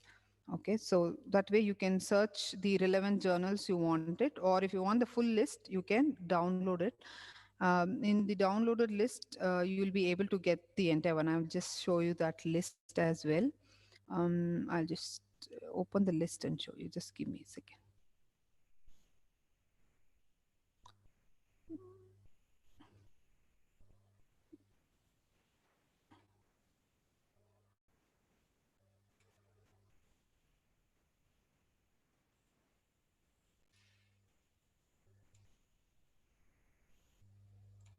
Okay, so when you download the entire list, no, you will be getting something like this. Is it visible, ma'am?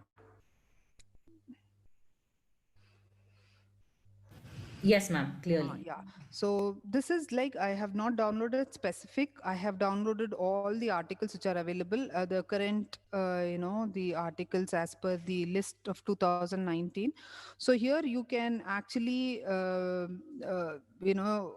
check the articles which you exactly wanted on the basis of journal title or on the basis of publisher or on the basis of rating. So, for example, if I want only to know what are the C category journals available or B category journals available, so I can just do the process of sorting and identify which are the journals. And in this you can target the particular journal and you can look into those journals, uh, details about the journals and how to do the process of further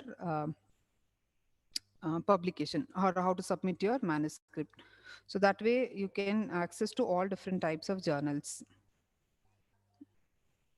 or only if you want A category, B category, so you can check. So you can download the list as per your area of research, and only those journals will be there. In that, you can select the category of journals, or on the basis of publishers, or on the basis of title. Inside the journals, you will be able to know how the time period, how many days they take for the publishing, months they publishing. Depending on that, also you can decide and go for the journals as well. Okay. Mm. And just give me a minute, ma'am. I'll just check that UGC care list. If it opens, I'll just show you once.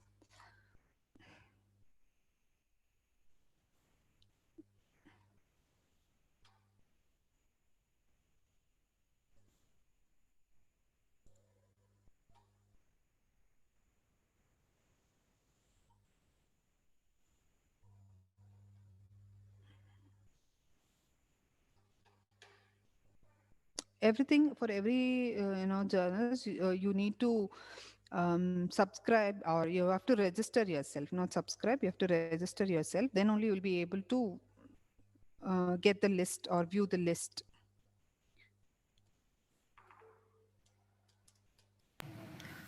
Ma'am, Yeah. if we can wind up in another few minutes, ma'am, so Yes, we yes, can sure. proceed with the Yeah, remaining yeah. You questions. can proceed. In case if I am able to, I'll just open up. Otherwise, Sure.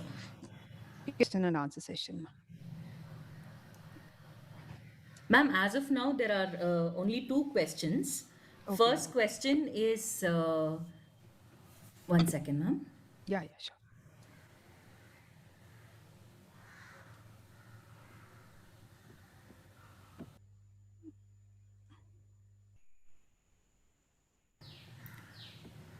Ma'am, first question is it mandatory that articles have to be published in UGC careless journals only in the light of the new NEP? Yeah, yes, actually it is. The reason being because these journals are getting, as I said, the indexed, so it will tell you about the quality of the journals. So it itself will tell you that your papers have been quality and it has been published in good journals. So in that way, yes, it is good that you prefer for publishing it in these kind of journals. Next question is, what is the value of citations uh, from different journals? Does Scopus citation have more value compared to UGC citation? No, not exactly. There is a differentiation as such. However, it is your article has to get cited. That's all. It is no difference between, the citations done by the scholar. But yes, if you are getting your Scopus journal citation more, that means more of people are referring. I mean, how do I say? It is. Mm, I mean, like, how do I differentiate it? Like two different journals, both are there, but Scopus is somewhere little higher level, or you can say one step higher,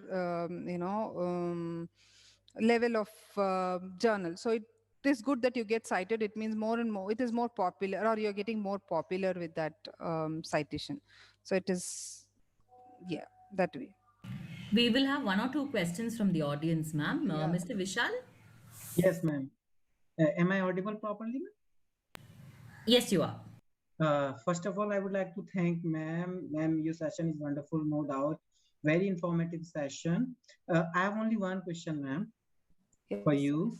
My question is, if I will choose open access platform, and as you know, if I'll choose open access platform, definitely it will give the more citation. But open access journals always require article processing charges. So can we go with any other option so that we can, because we cannot spend more money for article processing charges. That is a quite difficult for us as an faculty member or maybe the research scholar.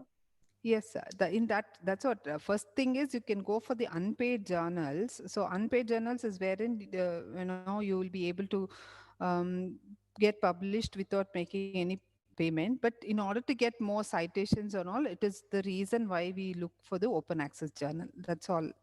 It is on the basis of your citations. So for that, we go for the open access journal. So if you wish, you can go for the unpaid journals.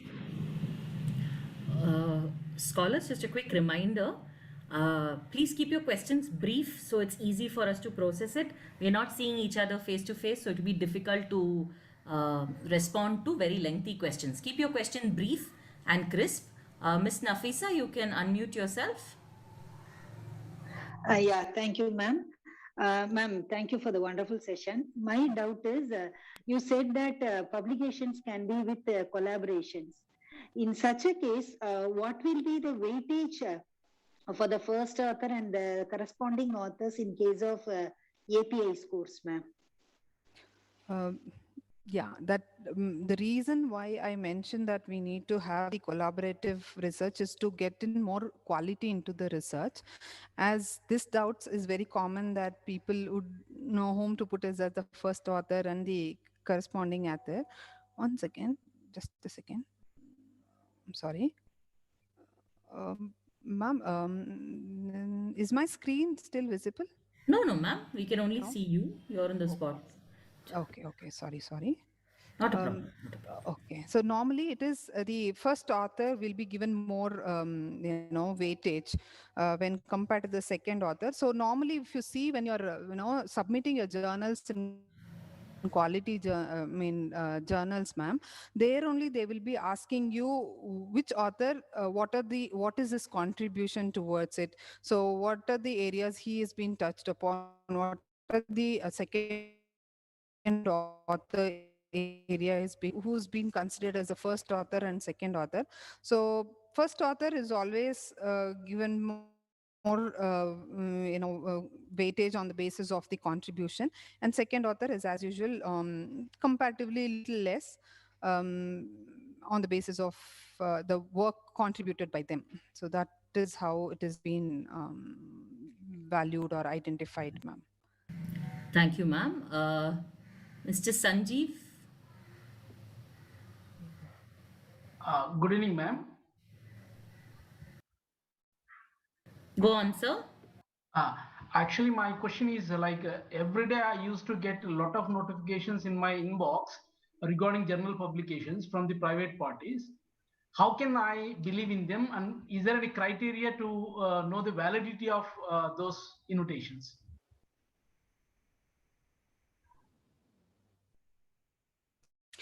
That is what, sir. Once you get that invitation from particular journal, you can go back to the journal, what I said, if it is, they say that it is, you can go back to that, authenticated source of website, go through that particular journal and check in that journal, the indexation and everything is being done first or not.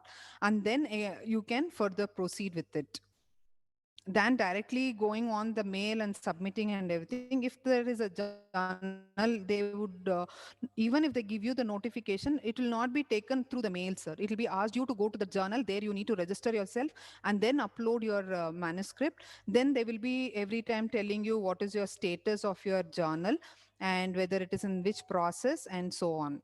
So it is better you go for, go look into that website I mean, that Scopus source, or it could be ABDC or UGC Care. Go to that list, check for the journal, and then you submit. If it is the same journal, submit your manuscript through that journal, so that will be more authenticated for you. We'll take one last question from Dr. Abdul Wahab. Madam, hello. Good evening, madam. Good evening, sir. Good evening. Madam, I have two questions. One is directly on you are putting the hypothesis H1, H2, H3, whereas all the hypothesis is like there is a significant relationship between oil, there is a significant relationship and Okay. so my question is why not we put as a null hypothesis? There is no significant relationship between that and this. So why you are putting all a positive hypothesis? One question. Another one is the what exactly keywords, madam, in abstract, why it is be needed for publishing an article? Okay. Sir, you can put your null hypothesis and your alternative hypothesis. There is no, problem in that. It is normally it is accepted with positive note, so it is taken as H1. So if you wish, you can put your null hypothesis and your alternative hypothesis. Normally, in the recent research articles, you can see most of them are only we are only going with the H1 or the alternative hypothesis, and. Second question, what you were asking about the keywords, why I am stressing upon is mainly because, sir, whenever you are writing your article and you are publishing your article, and that article has to be cited by others or referred by others. So basically, when they go for searching, they go on the basis of keywords. So when they go on the base of keywords, if your keywords get connected or it gets identified, then your paper will be seen as it will be seen in the list. If your keywords are not very strong, or I might say if it is not very suitable, it's general one, so it will not automatically connect or it will take. So you should be very careful in selecting your keywords and putting your keywords. So that is the reason why the keywords are important. It makes your article easy for an article to get, you can search the article easily. That is the reason.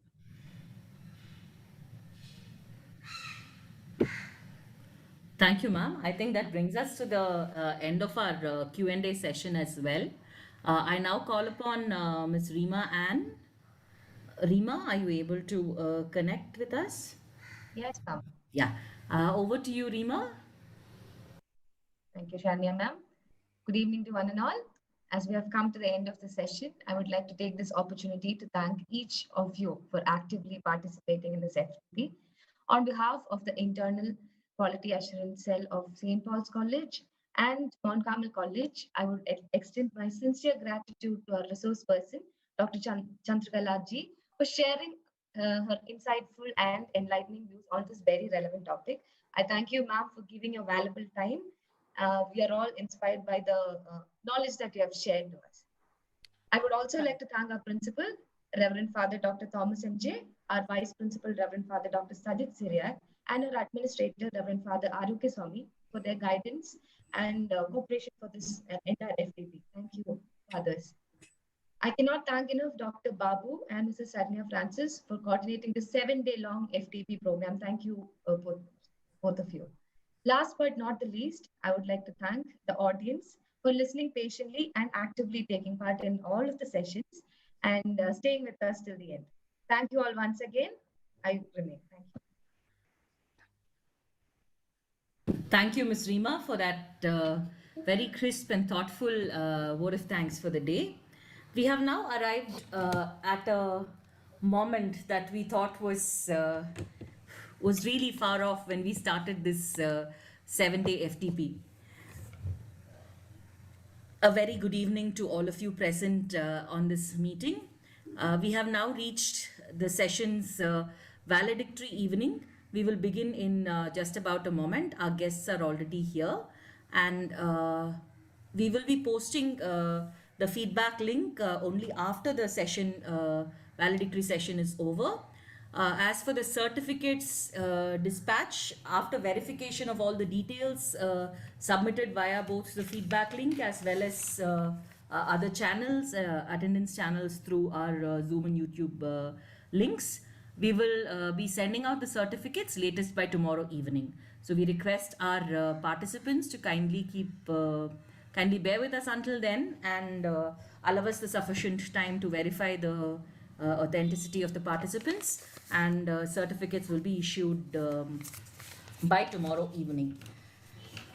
On that note, with permission of the convener, Dr. V. Babu, sir, are we ready to commence with the valedictory function, sir? Yes, we can go ahead, madam.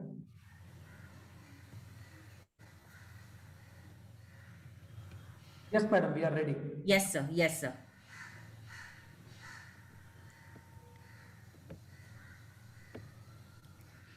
Sorry, madam, can I leave? Yes, ma'am.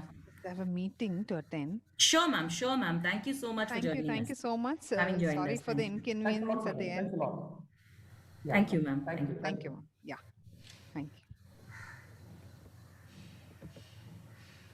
Once again, a very good afternoon to all of you from myself, Saranya Francis, the Secretary of Internal Quality Assurance Cell, St. Paul's College.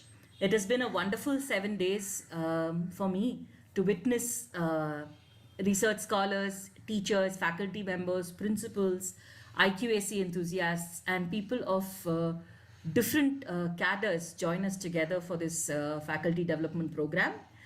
We are at the penultimate part of the session. We are here now to facilitate, thank, and formally close the 7-day FDP. This 7-day FDP on data analysis using SPSS with interpretation for social sciences was held between 12th July 2021 to 19th July 2021, and we are now at the valedictory function. To begin this valedictory evening on the right note and to say the things that matter the most, it is my proud privilege to invite Reverend Father Dr. Thomas M.J., the Principal of St. Paul's College, to render the valedictory address. Father, over to you. Thank you, Saranya.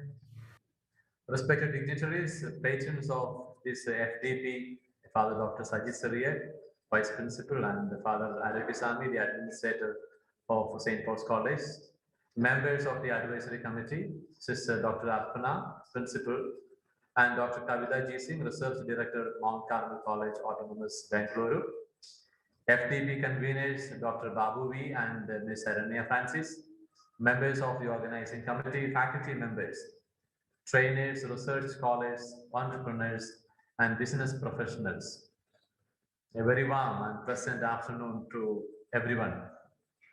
We are at the valedictory section of our 7 days national virtual FDP on data analyzing using SPSS with interpretation for social sciences.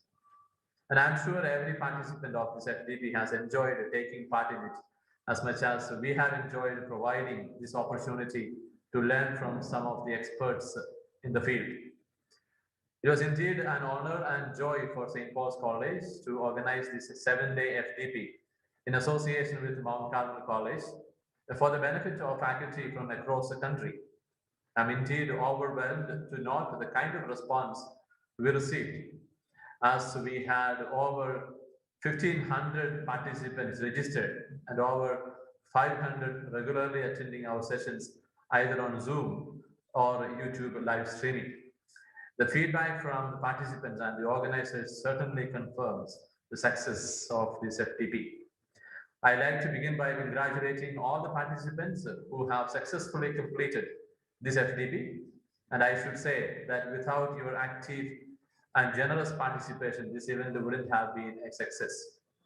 I'm sure you would all agree that our sessions were informative and interactive, and the resource person took special care to present the topics in ways that could be well understood by all. Without any room for doubt, we can say that the knowledge we have gained through this FDP is going to help not only your own research works in a very significant way, but also to extend help and support to your colleagues and other research scholars in understanding and executing different tools of SPSS. These days of learning and interactions have certainly helped you to use the statistical package for the social sciences, SPSS, for data analysis, to understand and interpret the results of research, the meaning of the data analysis, as well as how a researcher would write these interpretations to present the results. I would like to place on record my appreciation and gratitude to all our resource persons. Starting from the first day, Dr. J. Joshua Selvakumar, Dr. Anil Babur, Dr. RPR, Dr. P. Satish, Dr. K. A. Asrar Ahmed, and Dr. Chandragala, our resource person for this afternoon, for your availability and for taking us through the different steps and for helping us understand and perform SPSS tools better. And that was the objective of this FDP, to provide an avenue for the participants to learn new domains of knowledge, research tools and applications using SPSS that would indeed help researchers in preparing and publishing quality research work. And at the end of this workshop, we can confidently claim that we have achieved our objective. I certainly can't end it without acknowledging the initiative and hard work put in by Dr. Babu and the IQAC coordinator, and Ms. Saranya Francis, the IQAC secretary, and the conveners of this FDP, of course, and all the members of the organizing committee for organizing this virtual FDP in association with Mount Carmel College Autonomous Bengaluru on an ever relevant topic, data analysis using SPSS with interpretation for social sciences. You have done it again, and this is a way to do it. Congratulations. For St. Paul's College, Bengaluru, and for Mount Carmel College, it was our joy and privilege to have you all with us for the past 7 days for this virtual FDP. And I'd like to congratulate you once again and wish you all the best in your research undertakings. And we look forward to having you for our upcoming seminars, conferences, and FDPs. Thank you. Thank you, Father Thomas, for that warm address. I'm sure your team that helmed the FDP is as proud of its leader as you are of the team that conducted the FDP. We had your unflinching support throughout, and that made a world of difference. Thank you, Father, once again. We now move on. We've come to the last part of our valedictory function. On behalf of all of us at St. Paul's College, I have the duty of signing off with the vote of thanks in place of Dr. Kavita Ji Singh. Dr. Kavita was not able to join us this evening from Mount Carmel College, the research director of Mount Carmel College. So on her behalf and as well as on behalf of the IQAC St. Paul's College, the organizers, I am here this afternoon to present the vote of thanks for the valedictory function. Our 7 days FDP on data analysis using SPSS with interpretation for social sciences was held between 12th July 2021 to 19th July 2021. It was a wonderful event to be a part of because for someone who comes from the background of social sciences, sometimes numbers become very difficult to navigate through. And these 7 days gave me an opportunity, as it would have to all you participants, to familiarize ourselves with these technical terms that we could use in our research in the social sciences. My heartfelt thanks go out primarily to the Lord Almighty for having made this possible. It is this virtual environment that allowed 1,500 participants to believe that they could be a part of an event like this, and the 500 participants who joined us through various channels, as Dr. Father Thomas mentioned. I thank the IQAC coordinator, Dr. Babu V, for his presence and for his support and for having coordinated with all the resource persons throughout the country and the state and making them available for us as resource persons for this event. Thank you, Dr. Babu. Thank you, madam. I thank Reverend Father Dr. Thomas MJ, the Principal, St. Paul's College, for having delivered the presidential address as well as the valedictory address, and for having been here through the ups and downs of organizing this event, as well as having given his complete support in making this event a grand success. Thank you, Father Thomas. My heartfelt thanks also go out to our Vice Principal, Reverend Father Dr. Sajid Syriac, who has been there with us and participated in the event as and when he could make time for the same. Thank you, Father. My thanks also go out to our administrator, Father Aroke Sami, for having made available resources that were critical to have conducted this event in a smooth manner. He was there to troubleshoot as well whenever we had a little bit of a glitch, and ensure that nothing went wrong from his side. And that gave us the comfort to ensure that we could handle the stage without having to worry about any other nitty-gritties from the administration side. Thank you, Father Swami, for your unflinching support as always. I would also like to extend my warm thanks to our fellow organizers, Mount Carmel College IQAC, our mentor institute under UGC Paramarsh scheme. They have always been ready to assist us in whatever way possible and mentor us and guide us through the baby nascent steps that we have been taking in the field of research, and they have offered insights at opportune moments, which has made it possible for us to ensure that we give nothing but the best of quality. My heart goes out to Dr. Sister Arpana for having been there as the mentor of Mount Carmel College and having extended her support to us. Thank you, dear sister. I also thank Dr. Kavita Singh, the Research Director, Mount Carmel College, for her unflinching support as always. My special thanks go out to Miss Anto Juliet Mary and Miss Rajani Pillai from Mount Carmel College as well, for having participated in the session and having helmed the role of the MCs for 2 of the days of the 7-day FTP. Thank you, dear teachers. My warm thanks go out to all the 5 days, all the participants and resource people of the 5 days. My primary thanks to our resource person of day 1, Dr. Joshua Selvakumar, of day 2, Dr. Anil Babar, of day 3, Dr. Aarti, day 4, Dr. Aarti and Dr. Satish P, day 5, Dr. Satish, and day 6, Dr. K.A. Asrar Ahmed, day 7, Dr. Chandrakala. We thank you, dear resource persons, for having shared your expertise, time, and knowledge with our participants. We remain forever indebted for the simplicity with which you made us understand the concept of data analysis, as well as the time and special effort that you made to demonstrate certain data points, sharing data sets with us over mail in time and beforehand so that participants can also practice, was something that went a long way in allowing us to understand concepts that you had shared with us during these days. Last but not the least, I would like to thank all the participants who have been a part of this FDP and have given their complete thought and effort in understanding concepts that were taught here. We also thank the technical team in a very special manner for having ensured that everything went smoothly and that the glitches, if any, and when they did arise, were handled in a timely manner. Thank you so much, Mr. Shelley. Thank you so much, Melvin. Thank you also, Mr. Pradeep from the Department of Commerce, for having been there with your technical assistance. On that note, having taken the names of all the people who were there in the forefront, I also thank all those unseen, unheard names who made sure and conspired with us to ensure that this entire FDP went without a glitch. Thank you so much once again on my behalf and on behalf of the IQACs of both St. Paul's College and Mount Carmel College for having made this 7-day FDP a grand success.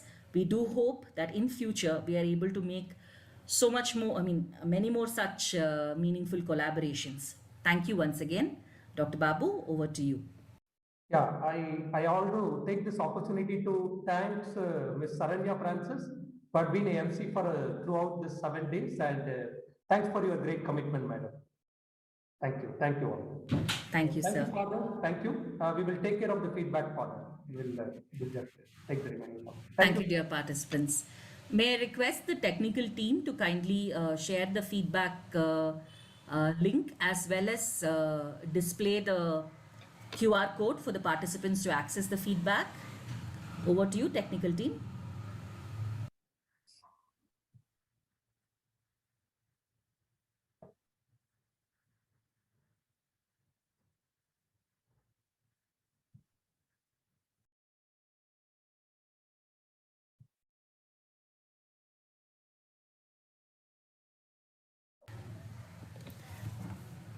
And as we go through this feedback process, a quick reminder to all our participants that the feedback form has just been displayed both on the chat window as well as a QR code, which you can access. Participants on YouTube can access the QR code as well as the pinned feedback forms. Certificates for the FTP will be issued after due verification from the technical teams. Your certificates should reach you by tomorrow evening latest. In case there are any issues with your certificate, in case you have any issues, you can always contact us in future, and we will be more than happy to assist you with the same. We request you to give us time till tomorrow before enquiries for the certificate come in, because it is going to take a while for us to ensure that we hand out the certificates in an efficient manner. Gentle reminder, certificates will be issued latest by tomorrow evening. We request you to bear with us until then. Feedback form has been shared on the chat window as well as a QR code for your reference.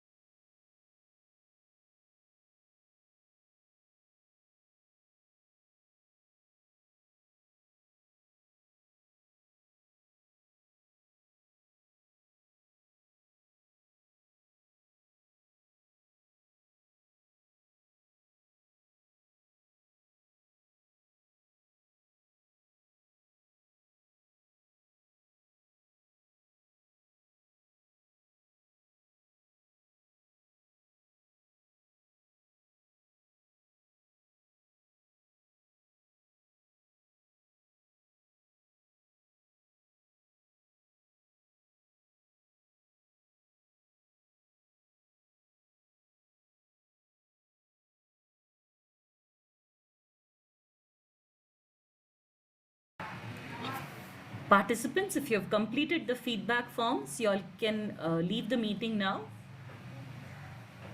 I repeat, participants who have filled in the feedback forms can please leave the meeting.